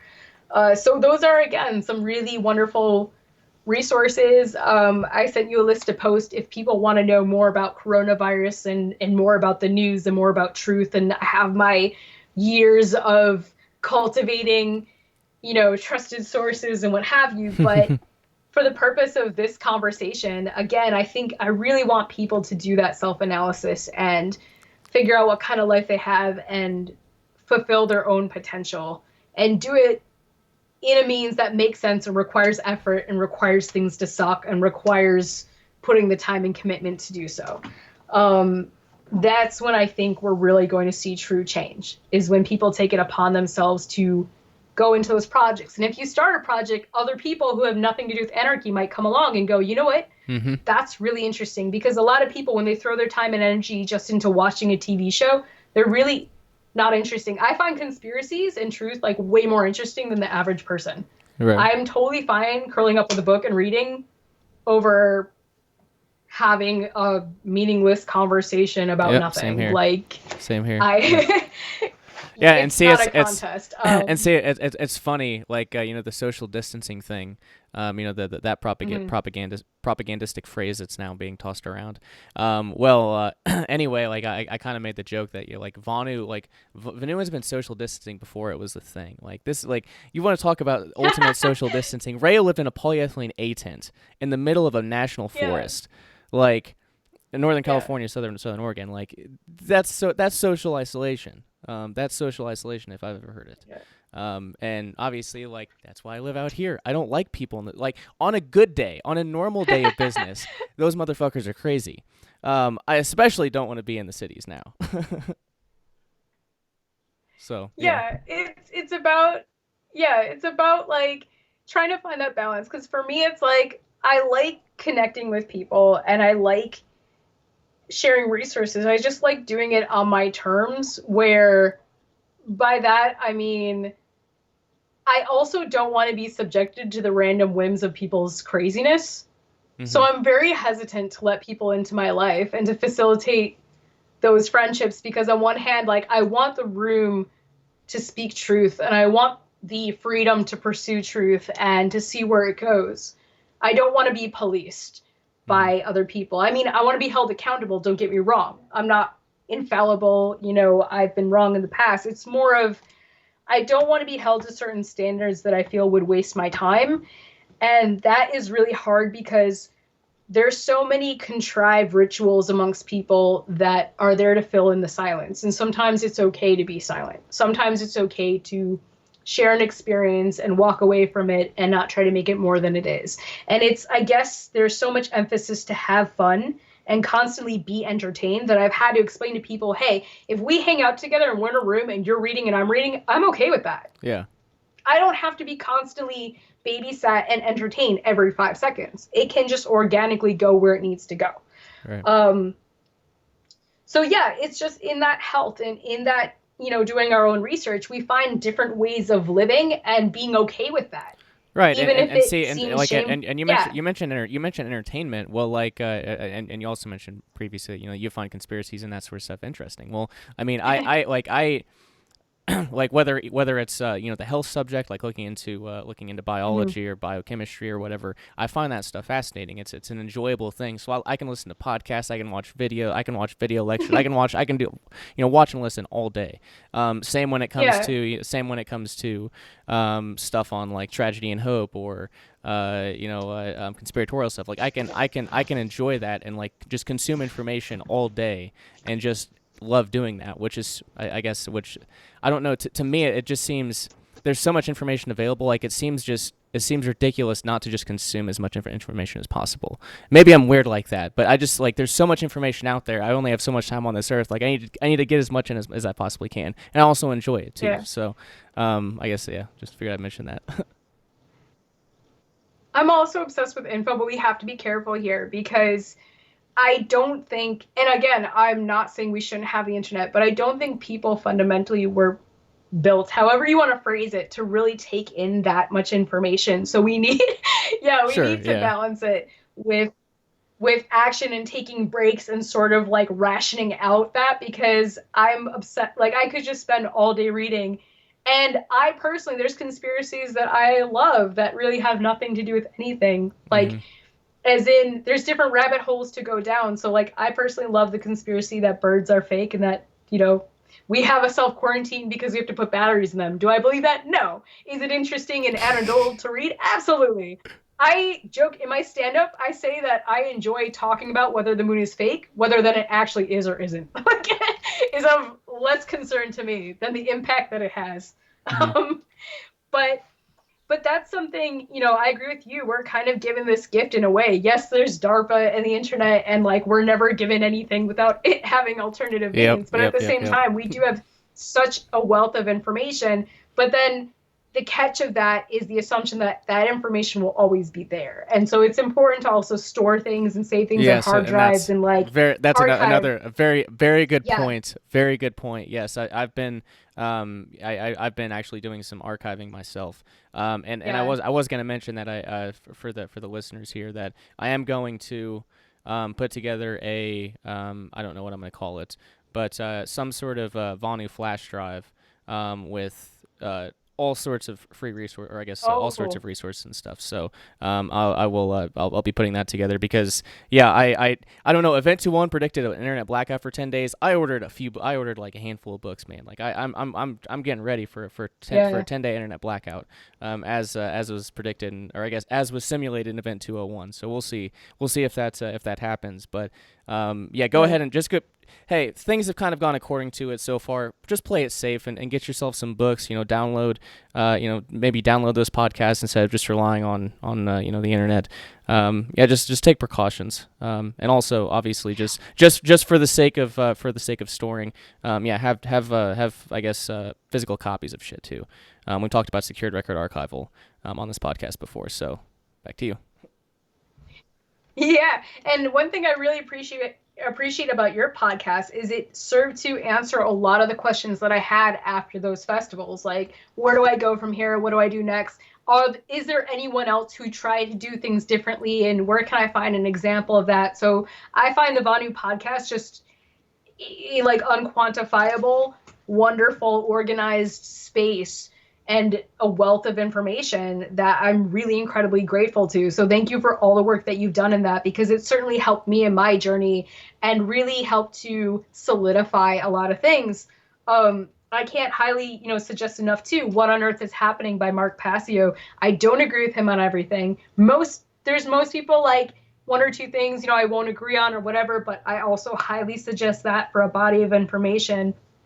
And, I also like the consistency that you've had, because unfortunately there's other anarchist podcasts I've looked at that feels like a multi-level marketing scam that's frustrating. So they'll have this podcast where they'll say, like, let's talk about esoteric information, followed by, hey, good news, would you like to make money outside the system? And then it sort of just sends me like, I'm like looking at the information, I'm like, is that a hustle? There's nothing wrong with hustling, right? There's nothing wrong with wanting to support yourself. I've seen people criticize each other for selling their Chinese t-shirts and, buy freedom or give, support freedom by buying my stuff made in a sweatshop in another country. Like, I understand, there's some things that are hard to avoid, but it's more like I've seen people criticize each other for trying to make a living. And there always is that balance of, we want to help people, we want to reach out to people and inform them, but we also have day jobs, or we're trying to balance supporting ourselves. I don't like money, but that's sort of the great quote unquote equalizer of the system we currently have, right? Like, and Vonu has answered for me, how do we go about problem solving and thriving while navigating a system, while trying not to reroute ourselves and our energy back into that system? It's really difficult, right? Mm-hmm. And so creating those alternatives, and I bought like the Second Realm, and I thought it was great. So what you do is like an amazing service. So thank you so much for doing that and really taking your time, because to me, I'm beyond grateful for people who sincerely want to help others, because the information that anarchists have, they could use that to go back into politics and make a lot of money for themselves. Or they could take that information and say, screw humanity. And I know the feeling of saying, fuck it, I'm not going to try to wake anyone else up. You're on your own. Screw it. And I think that, like, I'm so beyond grateful for the people who held on and put themselves out there, because it helped me in my journey. I came from being a democratic socialist to being an anarchist. And while it is, maybe a slow rate and not as fast as we would like it to be, it's so incredibly helpful. And I can't help but feel, other people's pain, in the sense of, I do see myself as empathetic. I don't like walking around and telling people that, because I think it's gross. Where, anytime I've met someone who says I'm an empath, they never know that they're annoying me, and it drives me insane. But I see other people being miserable and doing things that are contributing to their own misery and being told that it's good and being taken advantage of. And that's what we're seeing over and over. So something else I would like to bring up is this movement called effective altruism. Have you heard of it? I have not, but I'll say thank you for those kind words. I appreciate it. But yeah, effective altruism. So effective altruism is a movement. It was mentioned by Diana Fleischman, who's an evolutionary psychologist. A lot of people know about her, but Geoffrey Miller is another evolutionary psychologist. And they talk about effective altruism is a movement where people want to do good things in the world based on data and science and statistics, and sort of like using logic and reason to see the outcomes we want to see. So for instance, an argument effective altruism might say is, hey, instead of giving money to people in India, like, just to the politicians, why don't we help people get iodine or something that, we wouldn't even think of that they're very deficient in, that could significantly help more people than this other way we've been doing things. So it's sort of like, are we getting the results we want to see? If not, why? Are people sort of like riding on virtue signals that aren't helping things, and that's getting in the way of the effects we want to see? Are our own logical fallacies sort of preventing us from doing good work? Diana mentioned if people are vegan or vegetarian, they should support people eating cows rather than chickens and fish, because she says that one cow can feed 10 people versus a bunch of, chickens and fish have to suffer. So it's interesting. It's making arguments from a different perspective. So I think I would bring that up as an alternative system to people that want to do good and give back and are empathetic, but try to stay grounded in what is logical and reasonable. The only thing I don't like about that movement per se is they might say, okay, a solution might be public policy, which I don't think rerouting things into politics is good, but generally organizations take the assumption that people are going to be politically oriented and not anarchists. But I like the general idea behind effective altruism, just minus anything related to public policy. I mean, we could still use that model, right, that effective altruism has as an example for people who are like attached to government and want to do good. We could go, no, wait. Did you know if you care about results like you say you do, there's another system that we could do instead? So I kind of like that. Also, so that's something else to keep in mind that I think is a great resource. And for me, like, there's other things I've looked into in the list I've given you. If people do want to go down rabbit holes, they can look at Matt from Quantum of Conscious. They could look up, End of Days Radio. There's a lot of stuff people can look up into, and I personally enjoy going down rabbit holes. Also, Dan from Overwatch Project. I do, but I should preface, we need to balance not getting caught up in the minutia. I know you've said this. I'm sure everyone has said this 1,000 times. Being careful not to caught up in the minutia of events such as 9/11, how they go down, and like different conspiracies, to where I find myself arguing with other people, because that does happen. And I feel I'm totally guilty of it. I feel bad about it. I find myself going, but don't you understand that this was a fault? And then I'm like, I'm doing it again. The whole point is to understand the control structure and how it affects us. And the coronavirus especially, why it's so important to build yourself, and why it's so important to understand Socratic method, and why it's so important to do the work, and why blah, blah, blah, is because the way that we're being controlled with the coronavirus is not only are people scared, right? Anarchists are scared to leave their homes. It's because the controlled narratives and the way in which we're being pretty much social engineered through this is the conversations that we're having even amongst each other a lot of times falls into what I would call the Overton window. It's the idea of a conversation that falls within a certain purview of what is considered acceptable. So for instance, I find a lot of infighting amongst anarchists. So you have anarchists that say, hey, screw the government, we should just go outside and hang out and have assembly and say fuck them, because who are they to tell us what to do? Then there's other anarchists who are like, hey, listen, I don't like government, I don't agree with them, but don't you understand that there's a virus? And so you have this crazy infighting. And I would ask you, Shane, how successful do you think this whole coronavirus pandemic has been at facilitating even more divisiveness that I didn't know could happen? Even more yeah, for sure. Divided conversations. Yeah, the slave on slave violence, the 1943 Nazi Germany snitching on your neighbors for enjoying themselves outside, maybe. Yeah, it's not good, and it's out of fear. People are fearful they're going to get sick, and they're fearful of their health, and I understand, but gosh, I mean, look into it. Don't have this reaction. Yeah. Yeah, because I don't know what else to. I don't know what else to say. We don't have our heads on straight, and we make the worst decisions. And I know that it's during those times of stress that requires us to have even more logic and reason than normal. And it's like the last, it's like the last time we actually feel like putting in that work, but it's the most crucial moment to do so. Yeah. And so it's just reminding people of that. I see those conversations back and forth. I see all this infighting. And let's say even if tomorrow the quarantine were to end, which it isn't going to, when people return to normal, quote unquote, like I think they're going to try their hardest to reestablish that status quo, and not enough to really prevent this from happening again. Mm-hmm. Right? Like we know about that. The bailouts are happening again. It's the same playbook over and over because people don't learn from the first time around, even though this is a bit unprecedented in the fact that they have a pandemic and shut down society and. Yeah. Right? They've hit every checklist of the New World Order.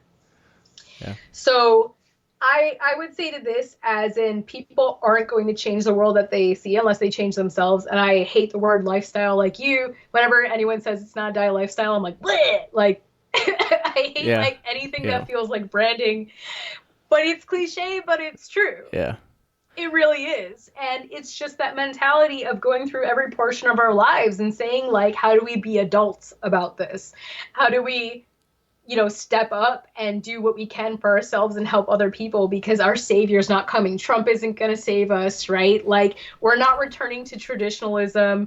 Religion isn't going to save us. Like the churches are closed, and what can we do as a people outside of this? And and I do want to specify too that what I love about your Vonu podcast and what I'm trying to contribute is I don't want people to be dependent on having to listen to me. I want people to do their homework and really take it to heart and put in the action, because people like Nicholas Fuentes from America First, I feel like there's such an edgelord mentality there where it's somehow like the precipice of everything rests on tuning in.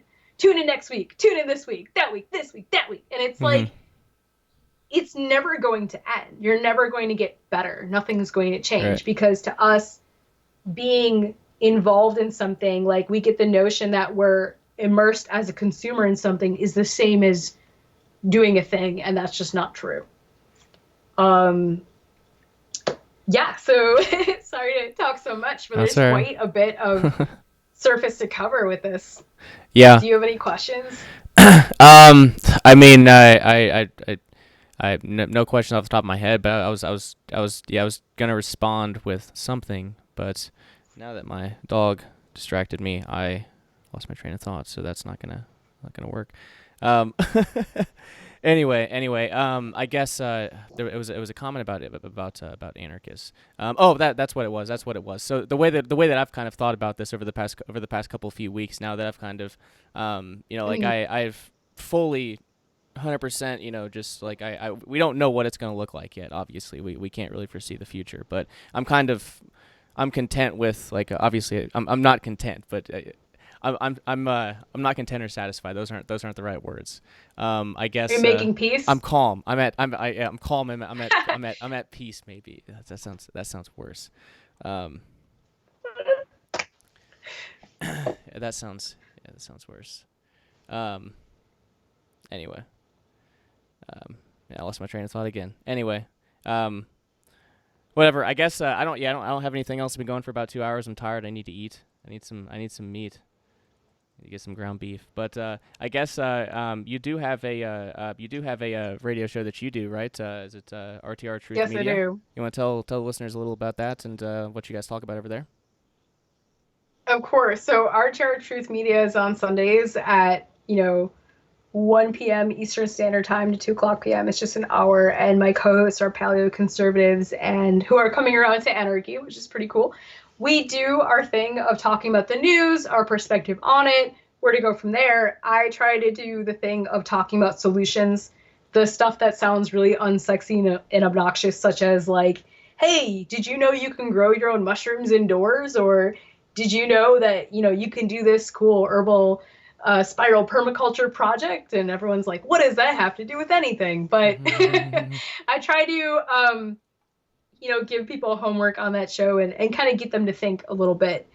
So that's been kind of awesome. And I'm happy about that show because I get to go outside of an echo chamber, people who aren't necessarily anarchists. And it's great to have those conversations and even, question my own material. I've been, pretty much doing that consistently. And then also, like I said, I've been working on my own project, the Go Build Yourself Self-Actualizing in a program world. I've been, really diving into the manosphere and the self-improvement zone and all the entrepreneurial stuff, which is great. And it's funny a little bit to watch them suddenly talk about coronavirus in the news and have to address certain things because it can no longer be ignored. And I feel like my conspiracy stuff like got spilled into all the other business. It's spilling into all my other podcasts now too. That's a good point. Yeah. Yeah, and it's fun to watch people try to like figure out what the heck to do with this. Unfortunately, you can tell it's I've also been extremely listening outside their wheelhouse. Like, I don't know what to say about this. But yeah, this is what's happening. If you guys didn't know, but you guys know. I don't know what it is. I know it has to do with the Muslims, but I don't know how yet, and I'm going to get down to the bottom of it. Nice. Or like things like that. So yeah, it's been kind of fun a little bit, to watch like people sort of try to understand that, and then listening to Monica Perez and the whole thing, and then me approaching it from the angle of, false flags and hoaxes, and kind of seeing like racist actors in the news and all kinds of crazy shenanigans like always. So anyway, those are, some things I've been working on. That's where people can find me on Twitter, RD Tobias, and I have my own artist website, Amerta Studios. That's AMRTA Studios.com. So, I sell my little pictures. Those should be in the show notes for you guys to check out. I'm about 99% sure I put them there. So yeah, you can find those in the show notes. And I do write and perform stand-up comedy. I've done shows in Manhattan, and I've written liberty-oriented comedy, which I've done at what was the last festival I was at? I think I did that at Anarchon. Was liberty-oriented, yeah, which is difficult to do because like philosophy isn't funny, but I try to make it happen. But anyway, so that's, some projects. I'm the kind of person where I constantly have a project I'm working on. I like to be super productive. And even if I don't talk about anarchy, a normie could approach me and be like, I'm a disgusting person to talk to about how was your day? Because then I answer them and I'm like, well, I did X, Y, and Z in this project and that project. They're like, ugh, that was a rhetorical question. So yeah. That's basically, we only have one life, so make it count. And this is the time now to go for people to do that homework, do that shadow work, build themselves. Don't just throw it all at meditation, make sure you're doing calisthenics and using a kettlebell, cooking for yourself again. That's another thing. And really taking that time and that research to look at every aspect of your life and how to improve it so that it's not about going back to normal. It's about creating the foundation of the kind of your own life that you really do want to see and being serious about it. So that's basically where I kind of want to leave things at. I'm sorry to keep you for so long. Fine. And you're totally fine. It's been a great conversation. I was going to mention, so I guess I'd already planned on, because we'd been messaging on Twitter quite a bit over the past few months or so. Been meaning to have you on, but I was finding podcasts. I don't remember who I was looking for specifically, but I found the Boiler Room I think it was the Boiler Room podcast that you were on, with Jason Burmis, who was on there, and Montegraph, and it was funny as hell. Yeah. I didn't expect, I didn't know you were gonna pop in, so that was a surprise. But Jason Burmis and Montegraph, this is taking things full circle. So like the conspiracy thing, just real quick to end on this. Yeah. So Jason Burmis. This would have been, I guess, I was like 18 or 19 years old, so this has been like 8 or 9 years ago. This is before politics, before conspiracies, anything like that. The first thing I ever watched on Netflix was 9/11 Loose Change. So Jason Burmis was the one that produced that documentary. documentary. Montegraph. So whenever I started Elliot Radio, Libertarian Attack Radio, on Freedom Phalanx Radio Network, well, he was on FPRN on Lies Wide Open back in 2014, so I'd already been listening to him. It'd be 2014, 2015. I kind of lost track of him for a while. And then my buddy Jason Paradise, he sent me a link to one of his videos where he mentioned him, and I've been watching. He's a little out there on some things for me, but I like him. It's entertaining. It's definitely entertaining. I think he puts a little too much stock in the whole 5-7 thing, as he calls it, the 5G. Which now this video is going to be demonetized, but it would have been already. So. Well, as long as we don't say the word Jews. Sorry. Darn. That was what broke the camel's back, was that right there. So I don't know, I thought that was interesting. And then also the folks from TruthStream Media, Aaron and Melissa Dykes, I'm pretty sure they were on that call. I came across their work back in 2014 as well. I think I found out about them through their former employer. I'm not gonna mention by name, but anyway, I don't really have anything else. It's been a great conversation. I knew we'd get a lot into endo solutions. We've been looking into a lot of the same stuff, especially in the health realm, and I think it's so critically important. I've been talking about it quite a bit on this podcast, but I mean, it's really the small, like. It seems like a small I guess that I'll put it this way, just sets, like as you said earlier, set small goals and just small accomplishments, just continually make a little progress, put a couple of cans of salmon in the pantry for a later day, do that every week or so, like just do small things, do small things. So and I do have to credit Merrick Van Landingham for that comment. It was very good. It was a very, very good little tip I hadn't really thought about. So now you guys can have that as well. So was there anything else you wanted to leave the listeners with? Anything else that you wanted to plug? Let me think. In terms of, and I'm sorry we didn't talk about coronavirus as much. You can, if you want, like post the link to the pandemic panel with Titus Frost. I do have to address one thing from chat as well on that. So go ahead. I forgot about that. My buddy Chris Jansen's actually hopped on, and I guess he said the coronavirus is a conspiracy theory. The burden of proof is on them to prove that this thing is what they say it is, but no one is arguing. It's a good point. I mean, I interviewed David Crow, who has been he's been doing research on this since like 2006. Not a doctor, not a doctor either. So just take that for a grain of salt. I don't know all this stuff. I'm not an expert on it by any means. But anyway, he talked about Koch's postulates and how you actually have to isolate the virus. And apparently, they've never done a good job of this. They've never done a good job at that process. It's a really, really important step because you have to be able to determine causality, that the virus is actually causing the illness that they say it is. So obviously, it's just as with every other realm of science I've investigated. The way that the mainstream does it, it's not science. It's not science at all. So, and actually, there's another episode. I'll be chatting with Daryl Becker. I guess it'll be this coming weekend, and we'll be going into that. Basically, I've talked to him about how my I guess theory, and it's just. Most, if not all, of the societal ills are just basically they basically just stem from the abandonment or the reversal of the trivia method. It's just because that's so we're gonna talk about that, and there's and then also just the crisis of modern science, because it's really, really sad.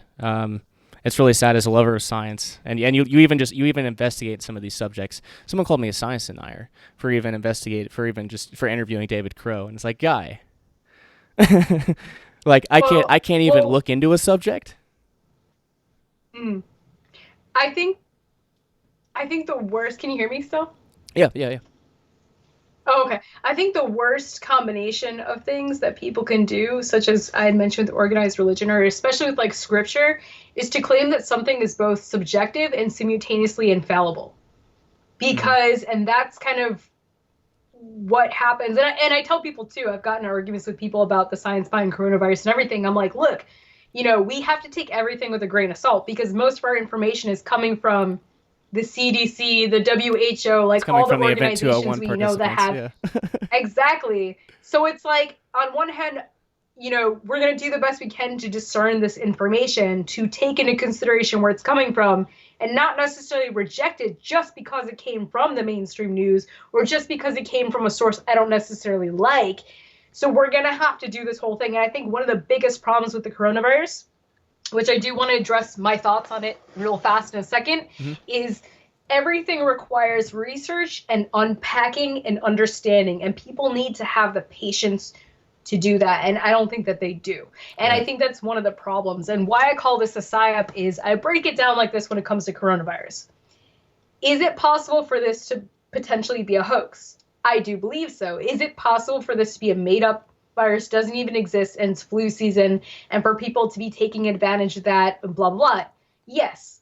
But if it isn't, I don't think it came from a bat, from a person eating soup. I think it came from, if it isn't made up, I think it came from a lab. If it came from a lab, it could have come from the US and China. If it came from one of those, like, basically hedge your bets, which is the smartest thing would probably be to voluntarily self-quarantine if possible. If not possible, obviously go out and work and do what you need to do, because the coming economic collapse is going to be worse than anything else. So I would say basically take all the information you can, hedge your bets. And I do want to add real fast, there are real and fake elements to this. Do I think people are actually getting sick? Yes. Do I think that the news is manipulating people, showing footage from Italy, you're saying it's New York? Are they showing dummies on tables and using mannequins? And yes. Are they using crisis actors? Yes. I think they're rolling out all of the various tricks that they have, and that's why I call this a psyop. Again, parts of it are real, parts of it are fake, but if you don't know what's what, that's kind of the point. If you're totally confused and like you don't know, that's kind of the point, because as long as people are lost in arguing, that's really what they want. I mean, more or less, right? Like, as long as the anarchists are screaming at each other one way or another, like, how dare you go outside, how dare you do this, like, what they try to do, like I mentioned, that Overton window, is get us to fight about economics versus health and disregard the understanding that everything is connected in that supply chain. That's what they want to do is erase the authentic conversation that we should be having, such as, where did this potentially come from? Who benefits from this? Are people flexing to become president? All these things, and how this is not the end of globalism, nor is it QAnon, nor is it Trump rounding up the criminals, blah, blah, blah, blah, blah, right? I didn't realize that was still a thing until like a week ago. Apparently it's a big thing, though. Yeah.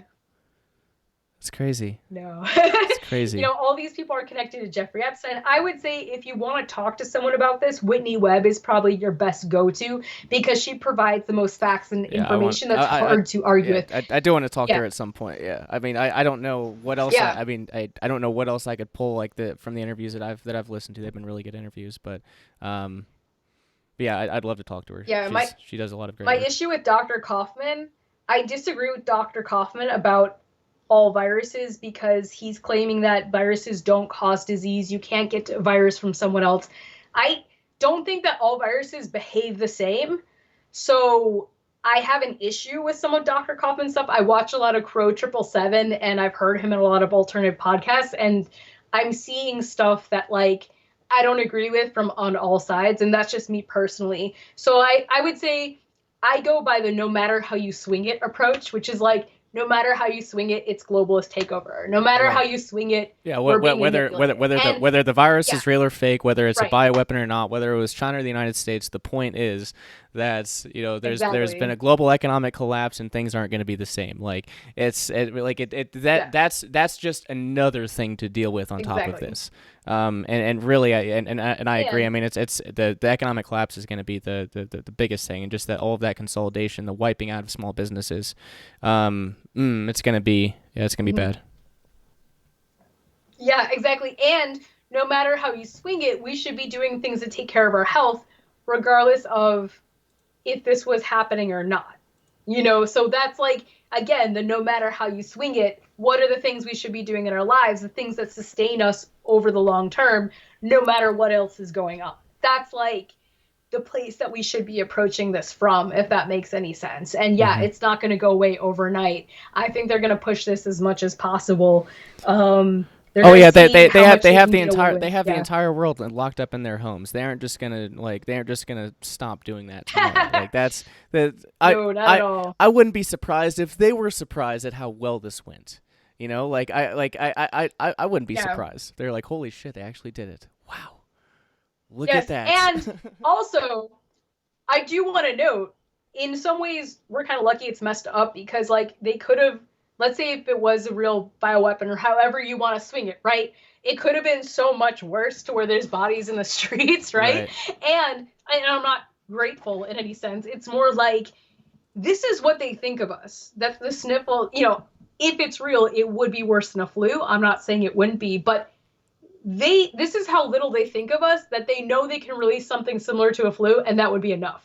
Yeah. Because, and part of it is, if you did create a weapon that was so bad that it killed so many people, it would be hard not to be suspicious because, like, it would be so obvious. Right. It wouldn't be super. It wouldn't be natural. It'd be super aggressive. Yeah.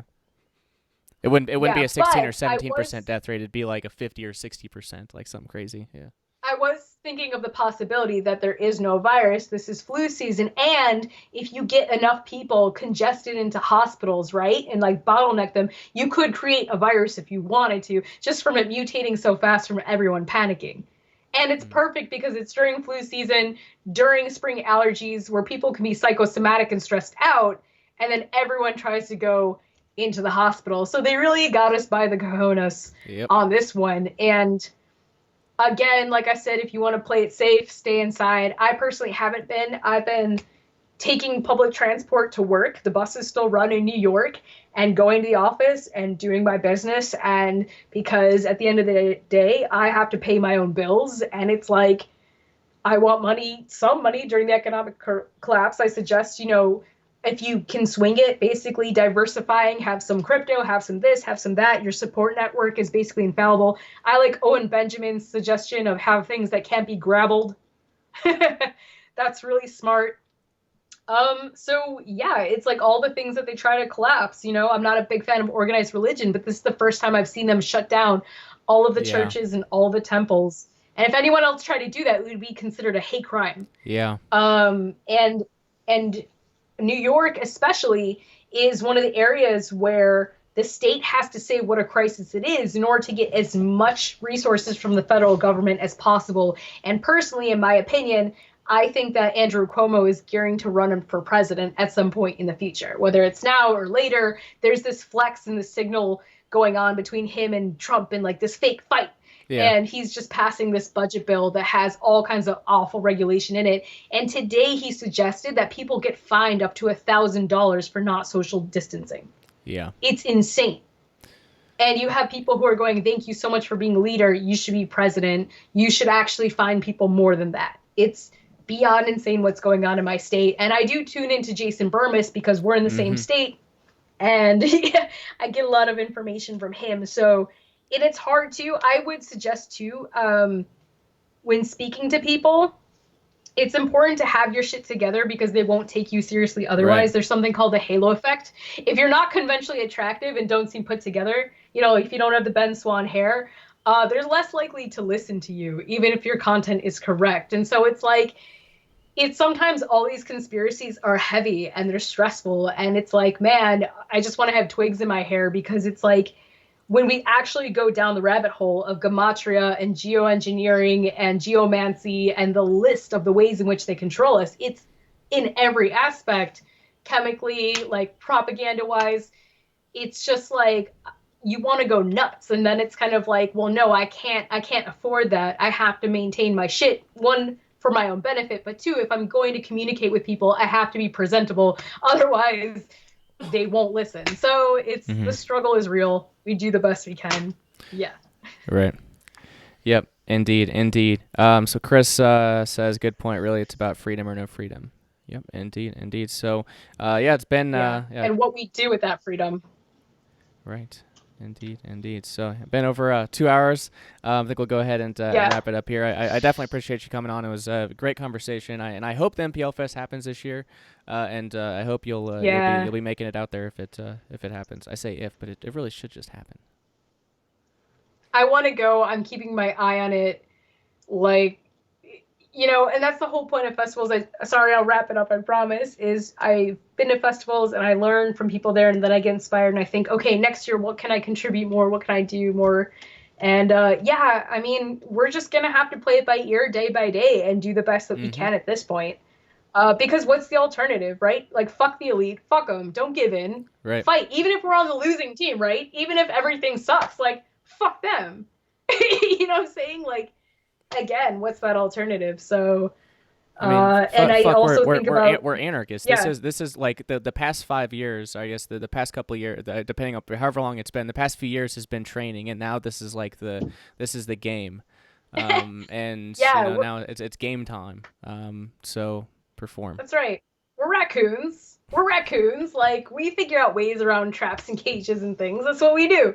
So, and I think about generations and how, again, not to feed into that system, because it's not just about us and our survival. It's about future generations and not just kicking the can down the road for them, because that's what everyone else did for us. Right. I mean, aside from Ryu and a bunch of other people, like, they're just like, well, I made a living, now I'm going to die. Godspeed. And you're like, wait a minute, that's not fair. So, yeah. Right. But thank you so much for having me, Shane. Thank you for all the work that you do.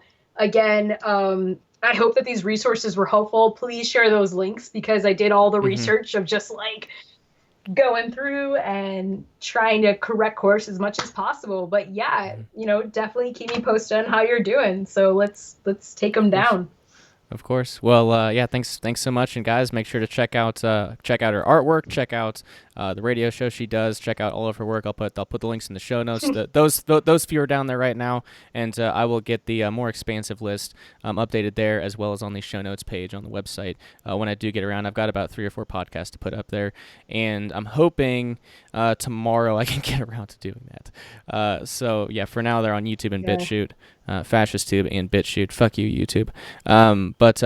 Anyway, guys, thanks a lot for tuning in. I will just real quick before I let you all go. I want to mention that just this past week I finally released our Linux Tails Parrot bootable USB flash drives. So these are basically computers on flash drives, and it's Linux Tails, Linux Parrot, 2 I guess distros. Tails is geared toward privacy. I have a Tails flash drive that I use. It's a great privacy little focus tool. Toss it in your bug out bag.